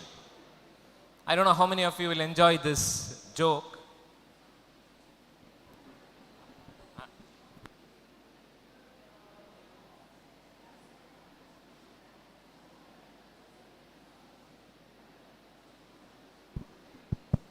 It's an old video, but I found it really effective. A perfect example of miscommunication.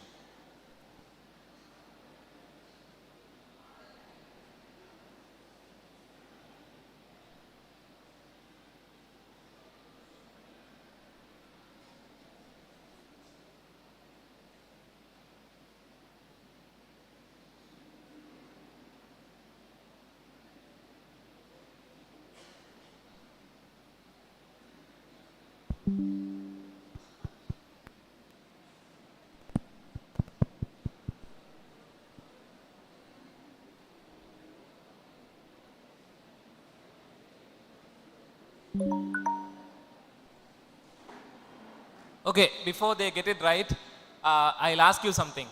How many alphabets are there in English? Are you sure? Are you sure?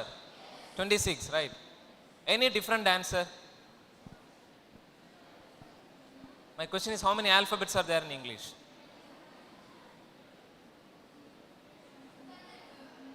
7.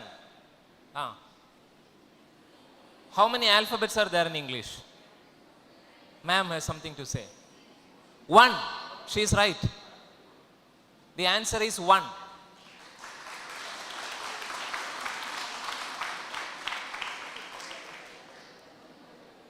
If I would have asked you how many letters are there in English alphabet, then the answer is right. 20? 26. 26. See, alphabets is nothing but, if you refer to the dictionary, you will get it. Set of letters used to comprehend any language. English has only one set as such. A to Z.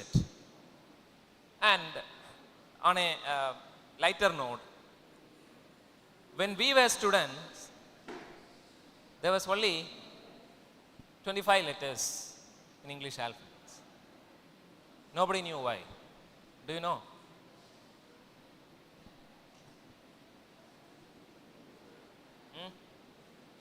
When we were students, there were only 25 letters in the alphabet. Nobody knew why.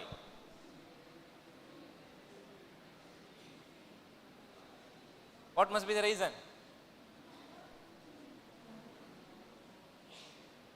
Listen carefully. Listen carefully. When we were students, there were only 25 letters in the alphabet. Nobody knew why.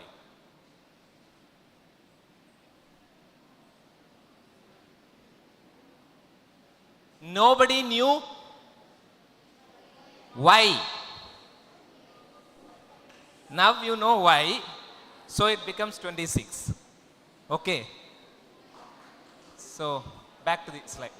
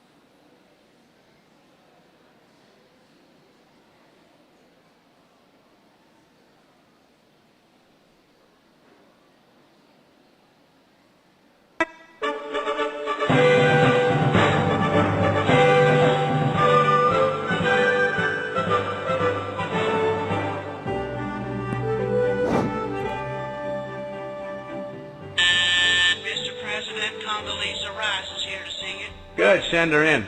Yes, sir. Good morning, Mr. President. Oh, Condoleezza, nice to see you. What's happening? Well, Mr. President, I have the report here about the new leader in China. Great, Condi, lay it on me. Mr. President, who is the new leader of China? Well, that's what I want to know. Well, that's what I'm telling you, Mr. President. Well, that's what I'm asking you, Condi. Who is the new leader of China? Yes. I mean the feller's name. Hugh. The guy in China. Hugh. The new leader of China. Hugh. The Chinaman. Hugh is leading China, Mr. President. What are you asking me for? I'm telling you, Hugh is leading China. Well, I'm asking you, Condi, who is leading China? That's the man's name. That's whose name? Yes. Will you or will you not tell me the name of the new leader of China? Yes, sir. Yes, sir. Yes, sir. Arafat is in China. I thought he was in the Middle East. That's correct, sir. Then who's in China? Yes, sir. Yasser's in China? No, sir. Then who is? Yes, sir. Yes, sir? No, sir. Condi, you're starting to piss me off now, and it's not because you're black, neither. I need to know the name of the new leader of China, so I want you to get me the Secretary General of the United Nations on the phone. Coffee, Annan? No, thanks. And Condi, call me George. Stop with that Ebonics crap. You want coffee? No. You don't want coffee? No, but now you mention it, I could use a glass of milk. And then get me the UN. Yes, sir. Not Yasser, the guy at the United Nations. Coffee. Milk. Will you please make that call? And call who? Well, who's the guy at the UN? No, who is the guy in China? Will you stay out of China? Yes, sir. And stay out of the Middle East. Just get me the guy at the UN. Coffee. All right, with cream and 2 sugars. Now get on the phone. Hello, Rice here. Rice, good idea. And get a couple of egg rolls too, Condi. Maybe we should send some to the guy in China and the Middle East. Can you get Chinese food in the Middle East? I don't know.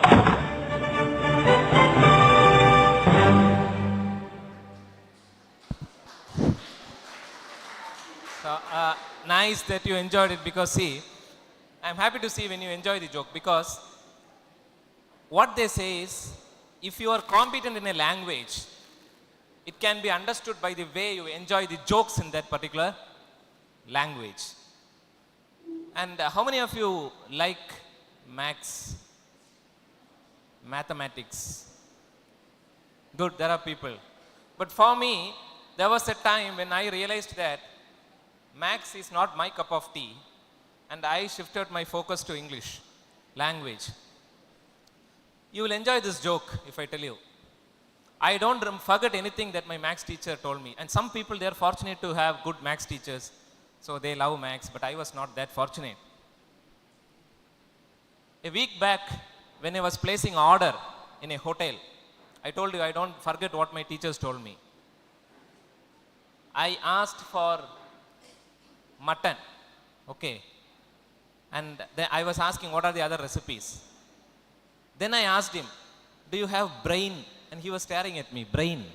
Yes, peppered mutton brain fry. And after the guy left, I remembered the same expression I have heard somewhere. Do you know who asked me that? My Maths teacher asked me, do you have brain? Not like this. The way she asked me or ask anyone would make them feel as if they don't have this thing at all. Do you have brain? That's how she asked. And my confusion with my Maths teacher ended when I became outstanding in mathematics. Yes, she made me stand outside the classroom for a couple of days. And that continued for some time. And it was not over. It was not over. I was wondering at her problems. See, unnecessarily there are people who will buy 50 bananas, 80 apples. I was wondering, what is the problem? What's going on here? And one such problem is like this. A train traveling at a speed of 120 km per hour from east to west. Okay. Another train traveling at a speed of 150 km from west to east. How many minutes will it take for both the train to intersect? You have to find it. But some good students, there are some people are very smart in mathematics. They just write the formula, they find. My problem is that when I hear this question, I will be visualizing things and I will be traveling in the train. The color of the train, the feel that you get when two trains intersect. And finally, at some point of time, my Maths teacher's chalk piece will knock me down. At that time, which station it is? So again, you can associate this with the concept of right brain and left brain, where one is with regard to your arithmetic skill and the other is your creative skill. I was good at the other one, the creative thing. And my father used to say, not all problems have solutions. But when the problem itself is not clear, what shall we do? During my 10th Maths class, there was one problem like this. A tank with a length of 1.5 meter, okay, and breadth of 1 meter. Can you visualize that? Can you visualize that? If you can visualize that, then you are like me, you are with me. Okay. But some of my friends, and it is not over. There is a pipe connected to the tank. The radius of the pipe is 3 centimeters. Radius they will give. Diameter and area you have to find out. Okay. Water is flowing into this tank through that pipe at a speed of some data. Clear? Do you think the problem is over there? There is a leak in the tank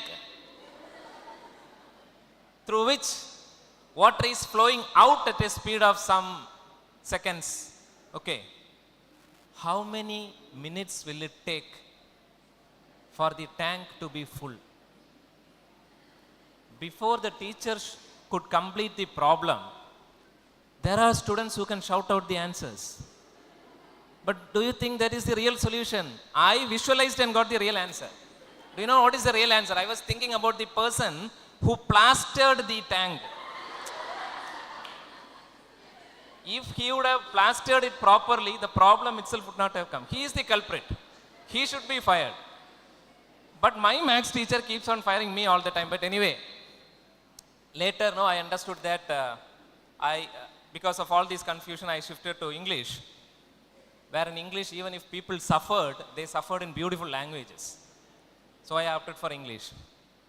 But now as an English teacher, I have a problem. A serious problem. My problem is that I cannot tolerate mistakes. Mistakes cannot be tolerated. Once a student approached me and asked me, sir, can I go to the bathroom? Okay. I very politely told the student, I don't know if you can. What is the problem here? See, it should be placed like, may I? May I? Can I? I don't know if you can. That's what I told. But sometimes no, students turn out to be too smart. Sometimes students turn out to be too smart. Once I asked a student, is trousers singular or plural? Okay. He should have told either singular or plural. I would have corrected him. He's telling me, sir, singular at the top and plural at the bottom. Okay. So from that, again, the point is my problem of not able to tolerate mistakes. One day I was traveling all the way from my college back to my home. Ahead of me there was an auto. Behind the auto, a beautiful symbol of a heart with an arrow, and it was written, love is blind. P. Okay. Blind. How can I tolerate this as an English teacher? This really happened, I'm not exaggerating. I overtook the auto, stopped him, and politely told him, see, there's an error. அது வந்து P இல்ல, அது B. Do you know what that fellow told me? விடுங்க sir, ஒரு letter தானே. But I did not give up. Once I went to a market and I was walking back. A new hotel was getting inaugurated. The hoarding of the hotel was there. And below the hoarding, a tagline was written. You know, it read like this. We serve your better. We serve your better. We serve your better. How it should be written? We serve you better. This time no, I did not give up. I mustered some courage. I told that I have to meet the manager or somebody who is in charge of this. I told, sir, it may be one letter, but the meaning gives a different interpretation. Your better means your wife. Okay. So thank God, next day the hoarding was removed. Okay. That letter was removed. We serve you better, it was there. This thing did not stop here. My ability to, or my problem with handling mistakes.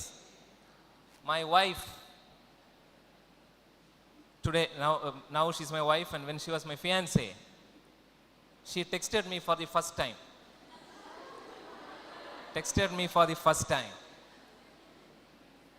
With all the liking she had for me, the message read like this. Did you like me? Okay. I replied, do you? It's do you like me? And you have not ended your question with a question tag. Okay. No reply for 3 weeks. See, how language is influencing your personal life, you have to see. But these days, no, it is very easy because most of the people, they have identified my problem and they deal with me. Some faculty members, the places where I work, especially from other departments, they have stopped speaking to me. If they see me on the veranda, they'll take the other way. And some students too. But for students, no, when I was the head of the department, there is no other choice. Anyway, they have to bring their letter to me to get signature. So from where I will spot something, give it back. So I was criticizing my maths teacher for her problems. Today for my problem, I don't know where I get the solution. And I think if English teachers are around, they can relate with this problem. Okay. Now coming back to our session from my, yeah. So this one, are you able to understand the joke here? Nursing, okay, beautiful. Okay. See, why I'm insisting on the jokes is that, do you know when you become confident, or do you know when you have command over a particular language? It's when you are able to enjoy the jokes in that particular language. When you watch a movie, that's very true. My mother tongue is Tamil. My wife speaks Malayalam. So after the marriage, when both of us were watching movies together, especially Tamil movies, initially she was not able to enjoy the jokes. But as days went by, 6-7 years, so that's it. So if you are able to enjoy the jokes in a particular language, it means that you have control or command over that language. Next.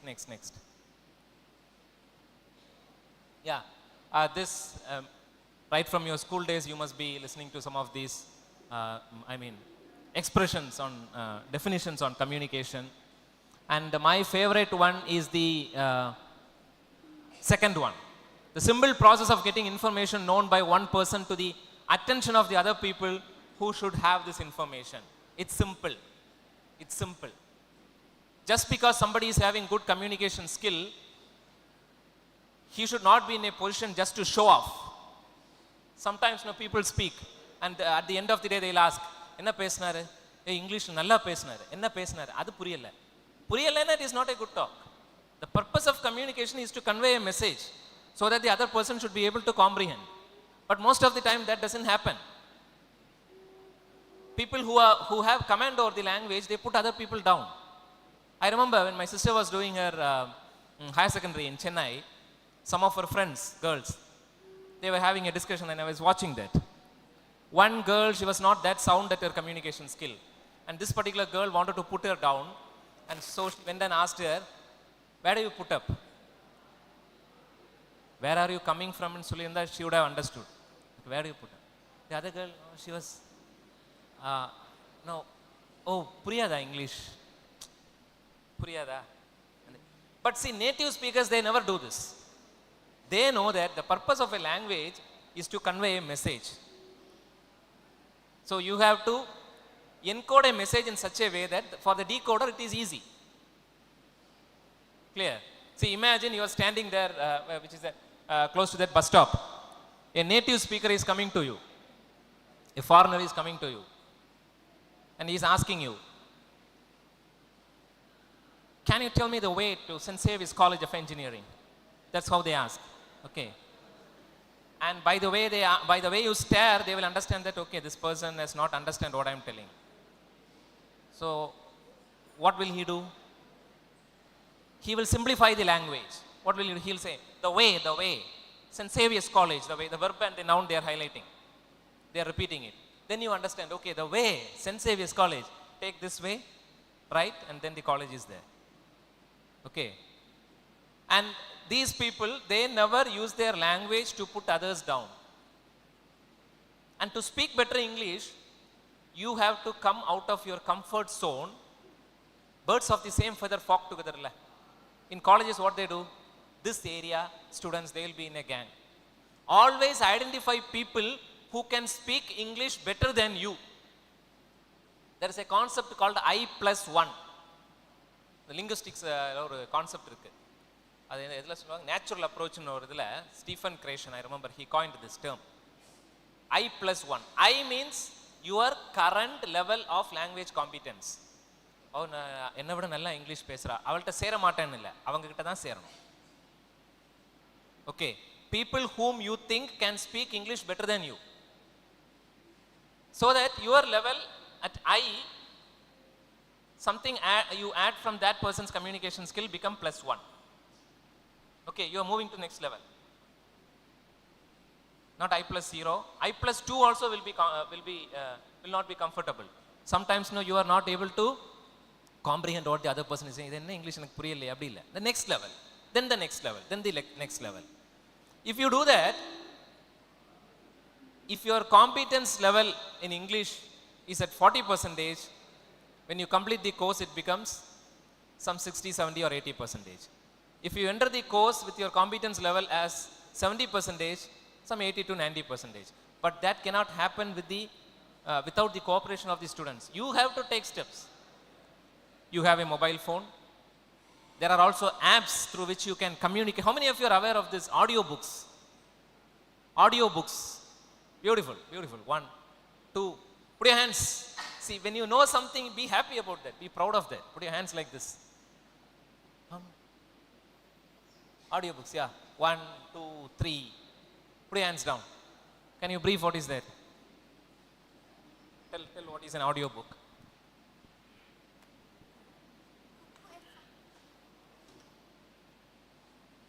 Cuckoo FM, it is an audiobook. I used storytelling books. It is in the phone. We can hear some stories. Yeah. See, she was briefing another version of audiobooks. But audiobooks, apart from that, it will help you enhance your communication skills, speaking skills too. What it does is that, see, any book for that matter, book of any genre, personality development or whatever it be, these days when you purchase via Amazon, you will get the CD version of the book, audio version of the book. The file can be copied to your mobile phone, iPod or whatever it be, where a native speaker will be reading, you need not read the book. You just open the book from page 1 to the last page, somebody will be reading. Most of the time a native speaker will be reading the book. You just listen. When you do that, your listening skill is getting enhanced. You know how to pronounce a particular word, how to pause. When something very serious is being discussed, how to lower your voice.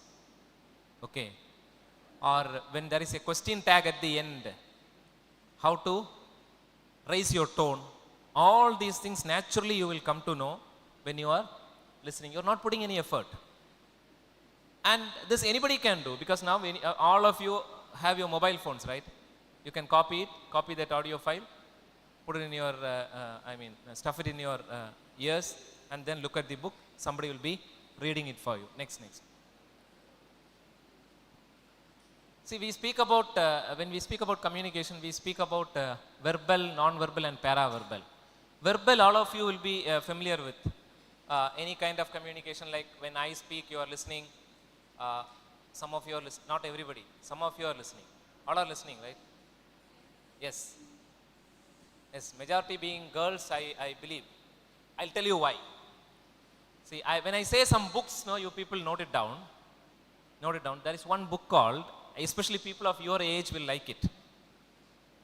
Why men don't listen? Why men don't listen?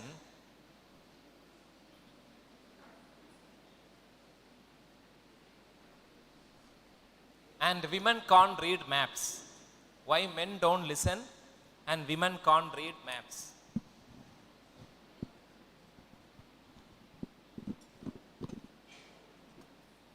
See, the author of the book is Alan Pease and Barbara Pease.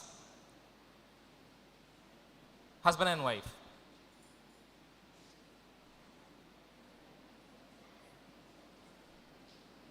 Alan Pease and Barbara Pease.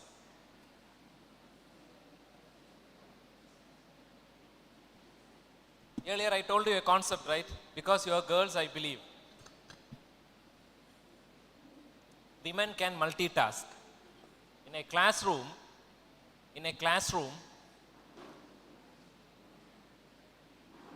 when the teacher is engaging the class, if a girl student is not looking at the teacher, not looking at the teacher, 80% of the time she must be listening to the teacher. But if a boy is not looking at the teacher, only 50% chances that he is listening. Why? Because men cannot multitask. Men are poor at tasking. Now, in another classroom, when I was telling this, one boy told me, yes sir, you're right. That's why girls are able to text multiple people at the same time. I don't know, I did not know that. Okay. Multitasking, men are not good at multitasking. Men can do only one task at a time. A married people, they know, see, even it happens to me. Like I will be driving, my wife will be speaking something. I will be looking at her and telling, can't you see that I am driving? And she will be wondering, of course you are driving with your hands, your ears are free, right? Then why can't you listen? That is how women think. See, the thinking itself is different for men and women. You have to understand. If you read this book, half of the misunderstanding that happens to you with the opposite sex will be solved. If you read this book. Men, when they drive, they pay all attention to that task when they are doing a work. They cannot divert. Women, they are not like that. The beautiful one example he has given in that book, the toothbrush experiment. Morning, if you have elderly people, your grandma, mother or sister at home, what they do is that just by brushing the teeth with one hand, they will be doing all the household activities in the other hand. But men, have you seen them doing that? They will not do. They will stand in one place and they will be brushing.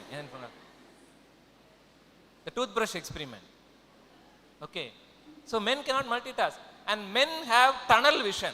Tunnel vision is, if I want to see what is happening here, I have to look here. By looking here, I don't know what is happening there. Then I have to turn here. But my dear guys, women, if they walk like this, they know what is happening here and they also know. Okay. Because they have broad vision. I am not telling this. Alan, Peace and do you agree with me? Yes, they do agree with us. That's why guys often get caught ogling. Ogling na another. Why pakran solluvaanga. We don't have any other choice. We should turn our head to know what is happening there. Okay. And if I give you one or two examples from this book, definitely you will buy this book. At least, in some of the places I have told examples from this book and people purchased the book, read it and then told me, sir, this is really interesting.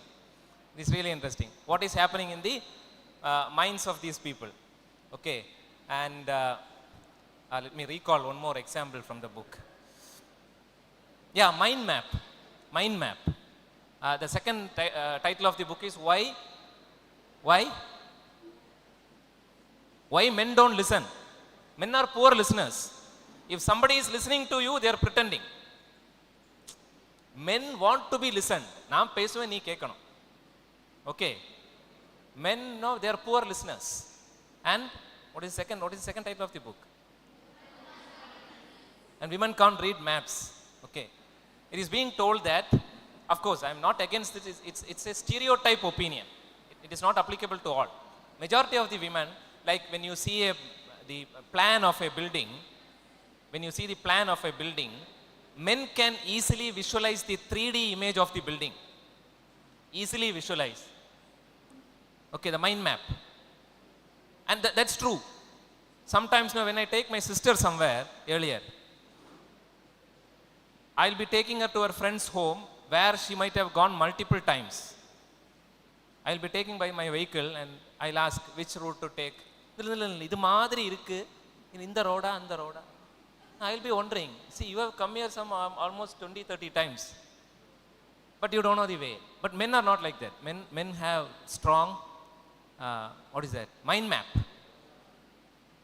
5 times they go somewhere, 6th time they will say, we will take the shortcut. Men do that. Okay. So, verbal, coming back to our slides. So, how many of you have decided to purchase this book? Beautiful, beautiful, nice. From that side, yeah, good. We have people. And verbal, any kind of communication, like how I speak to you, how you read from a book and interpret, when you write something, when you write a letter, everything you can place under verbal. And non-verbal is quite interesting, where these days, no more than your verbal, all your body movements convey some message to the listener. What message? You can broadly classify it into 5 types. Write it down. Gestures, Gestures, gestures.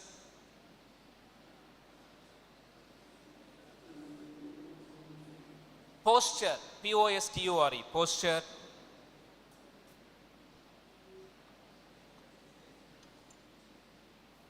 Eye contact.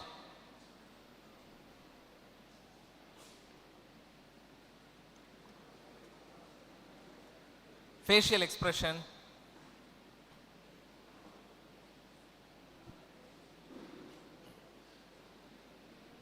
Touch.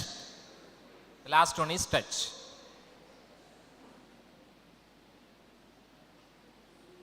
What do you mean by gesture? Hand gestures. Hand gestures. When I stay here and when I communicate to you, the kind of expressions that I am using to convey message, my hand gesture should sync with my message. Okay. And one important thing about gesture is that this is told by one of the body language expert. The only organ in your body which has umpty number of neural connections with your brain is nothing but your palm. The only organ in your body which has umpty number of neural connections with your brain is nothing but your palm. That's why anything that you do, a skill, like you're learning to drive a car, play a piano, another musical instrument, or whatever it be, or typing, first you think the message is passed through your palm, the palm of your hands. So any gesture, sometimes even without a word you can communicate via gestures. When you say this, it means something. When you say this, it means something. And what I do is that as language trainer, sometimes when I make students to come front and speak, I always tell them, the way you come and stand here says it all. Sometimes what they do is that when they come here, they scratch their head and come. Which means I am not interested, this fellow has no other task he is asking me to. It is conveyed. And self-touching gesture, self-comfort gesture. So you are not supposed to touch your, like rubbing your hands when you are speaking on stage. You are not supposed to touch your cheek, or sometimes covering your neck. That is the negative gesture, like you are scared. You are scared, and that you are revealing to the audience. Okay, don't do that. So gestures, use gestures. See, you should have confidence to show open palm gesture. Not always, whenever it is applicable. Imagine I stay here like this stiff, not spreading myself, and I am telling I am very happy to speak, stand in front of you and speaking. So it won't be nice. It won't be nice. You won't listen to me for for more than 5 minutes if I do that. And if you have stage fear, like when you sweat or shiver or whatever it be at the initial stages, it is always advisable that you use gestures. When you try using gestures, half of your stage fear will come down. Clear? So that's gestures. And what's the second one? Posture. What do you mean by posture? The way you sit, the way you stand, the way you carry yourself. Maybe you can, if you have money, you can buy costly attire. But if you don't have a good posture and if you cannot handle it properly, gone. And all these skills which I told you, like excluding the posture, gesture, facial expression, I can teach you overnight, and maybe like during a short span of time, I can train you. But when it comes to posture, you should be physically fit. Physical fitness is important, okay, to carry yourself confidently, for which it will take some time. Not going to the gym or the ground. If you are not able to do that, maybe meditation, yoga, something to keep yourself physically fit. And posture, if I tell you this example, you will never forget the importance of posture. See, sometimes I see students with the mobile phone speaking for a long time, staying away in a corner close to a tree or a garden or wherever it be where there are no people. They say 5 minutes, but they will speak for some time, hours together. And when they come back, you ask them, "Yatta pesittu irundinga?" They'll say, "Appa, Amma." You know it's a lie. How do you know that it's a lie? Posture. Posture. See, if I receive a call from my authority, from the college where I am working, my HOD or my principal, if they call me, how do I attend? I'll say, "Hold on 1 minute. Sir, I'm in a meeting, sir." I say that, right? And instead, if I receive a call from my wife or any family member, a bit relaxed. Actually, I may not attend the call because you are more important now. But still, if I am receiving the call, what do I say? A bit relaxed. "Yeah, I am in a meeting, I'll call you." But if you see me scratching on the chair, scratching my foot, scratching on the wall, plucking the leaves, what do you understand? You don't listen anything. See, you did not hear what I am speaking. But I am doing all these things. Okay, kicking the soil, everything I am doing with my mobile phone. You can pretty well guess to whom I am talking. Okay, so that is the power of posture. Then you have eye contact. A lack of eye contact, what does it say? A lack of lack of confidence. Beautiful. Lack of confidence. Then lack of eye contact, lack of confidence, fear, lie. Beautiful. Yeah, lie. Then not trustworthy. All these things it conveys. See, one more thing at this point of time I'd like to remind you, this majority of this non-verbal communications are culture sensitive. Culture sensitive in the sense, it may mean something in your culture, in another culture it is different. Especially this eye contact. In Middle East, in the West, the same logic as we do. But in Japan and in China, you're not supposed to maintain strong eye contact with the master. In Japanese martial arts movies you might have seen, they go wish them and then they'll be standing like this. They'll not look into the eyes. Okay. If they do that, it's a sign of disrespect, it seems. But for us, it is not like that. And for that, you cannot also fake loyalty. Just some people know they fake loyalty. "Yes, sir, you tell me, sir," and they'll be staring into the eyes. No. Eye contact is important. That shows how confident you are, how trustworthy, especially in formal interactions like interviews, when you are reporting to an authority. Every time eye contact has its own role. What is the next one? Facial expression. The muscles of your face are flexible in such a way that thousands of expressions you can show on your face. Thousands of expressions will spread on your face. The best text. How many of you are good at texting? Texting messages. No, nobody will raise the hands because already I told another example. Okay, so nobody will raise your hands. I know that. Okay. How many of you use emojis while texting? How many expressions? See, one single face. How many expressions it has? Tell me some of the expressions. Laughing, laughing loud, snoring, sad, smiling, angry, irritating. Yes, I heard it. Then crying, cool, angel, devil, thinking. Then vomiting. Yeah. Then eating. Winking. Then sleeping, snoring. Yeah.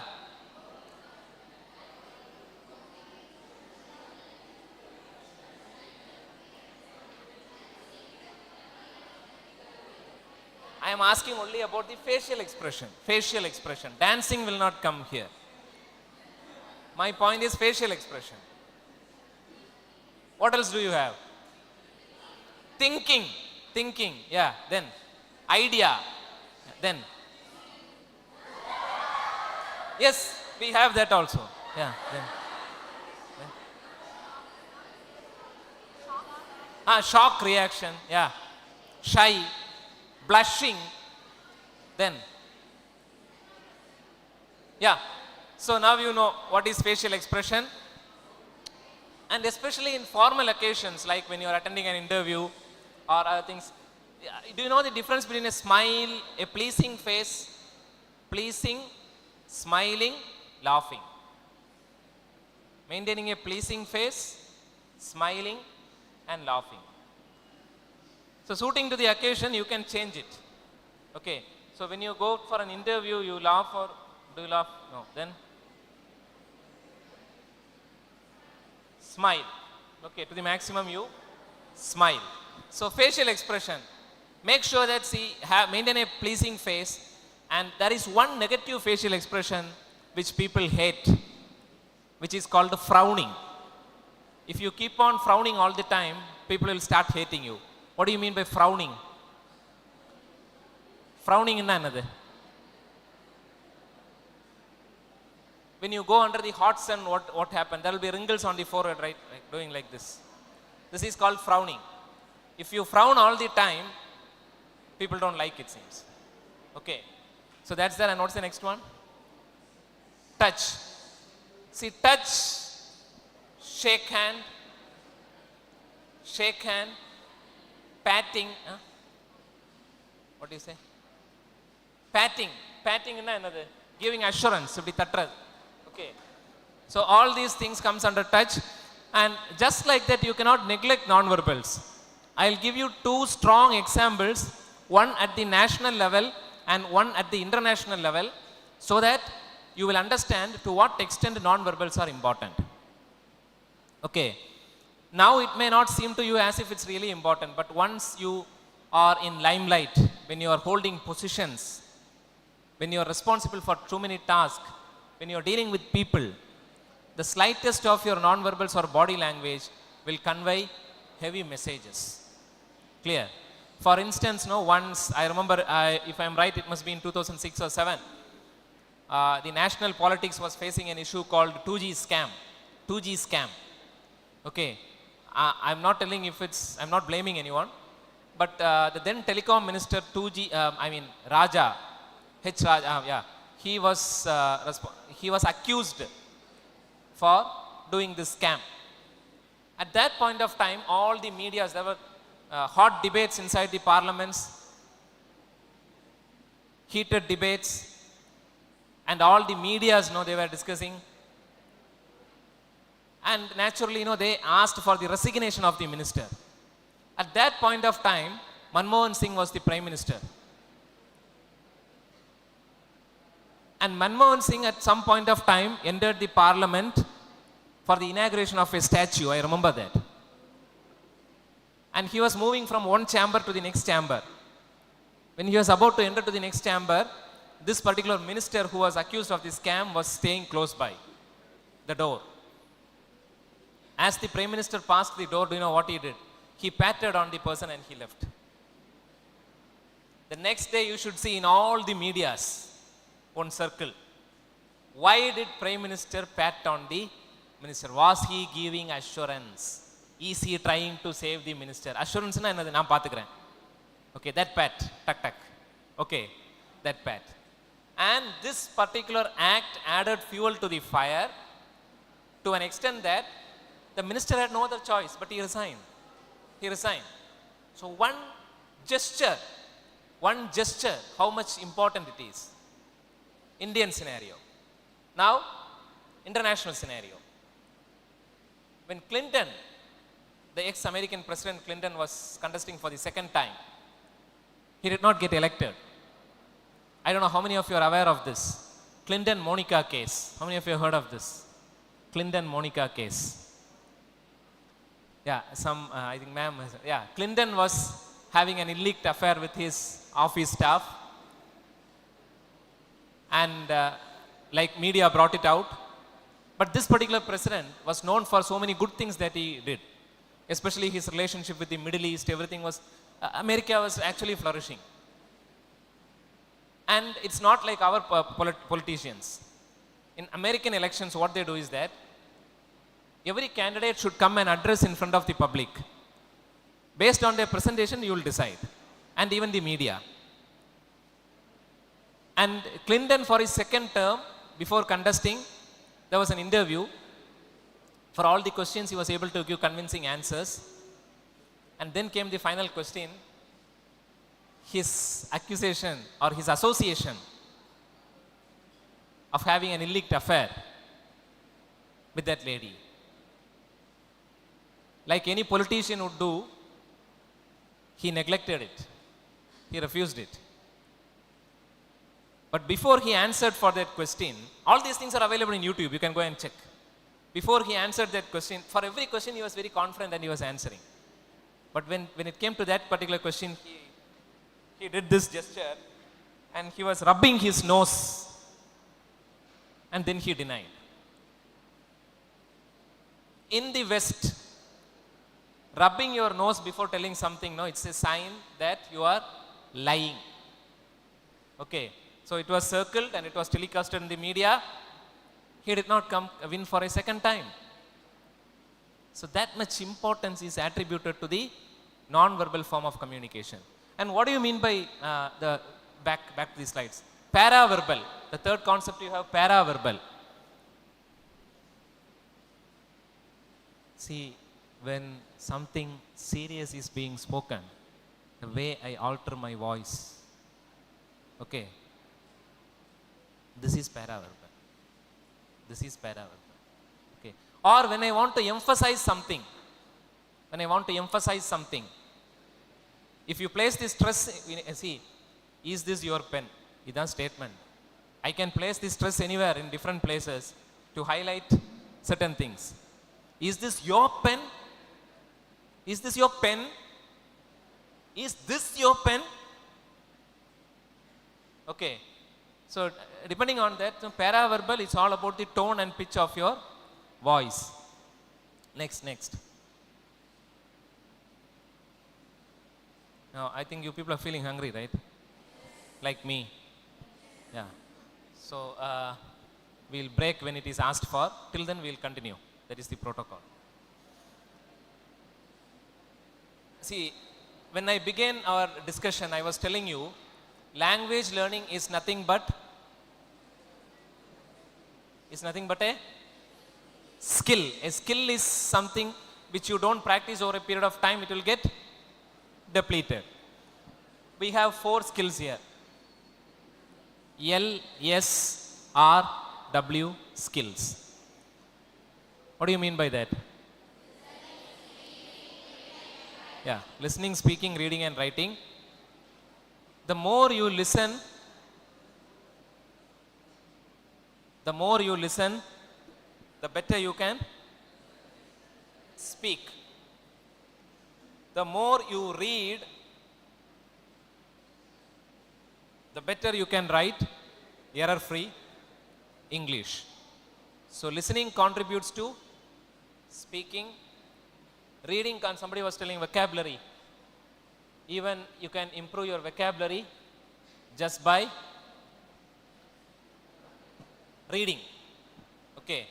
And here I have placed it under receptive skills and expressive skills. There is also another terminology. Listening and reading, passive skills. Passive skills. Listening and reading. Writing and speaking you can place under active skills, because see, the simple logic. When you listen or read, you're not putting much effort, you stay comfortable in your comfort zone and you do that. So that's why it's like that. And the other two, like speaking and writing, you put some physical effort. So it's placed under active skills. That's the logic.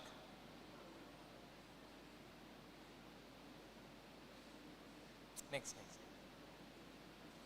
And now see, there's a subtle, small difference between, I told this to you earlier, but I did not highlight it. Listening and hearing. Sometimes, at the end of the course, when people get ready with their resumes, hobbies. Hobbies. They write hearing music. I tell them, if you are hearing, it cannot become your hobby. If you are hearing music, then definitely it's not your hobby. Now tell me what's the difference between hearing and listening. You can also refer to this slide.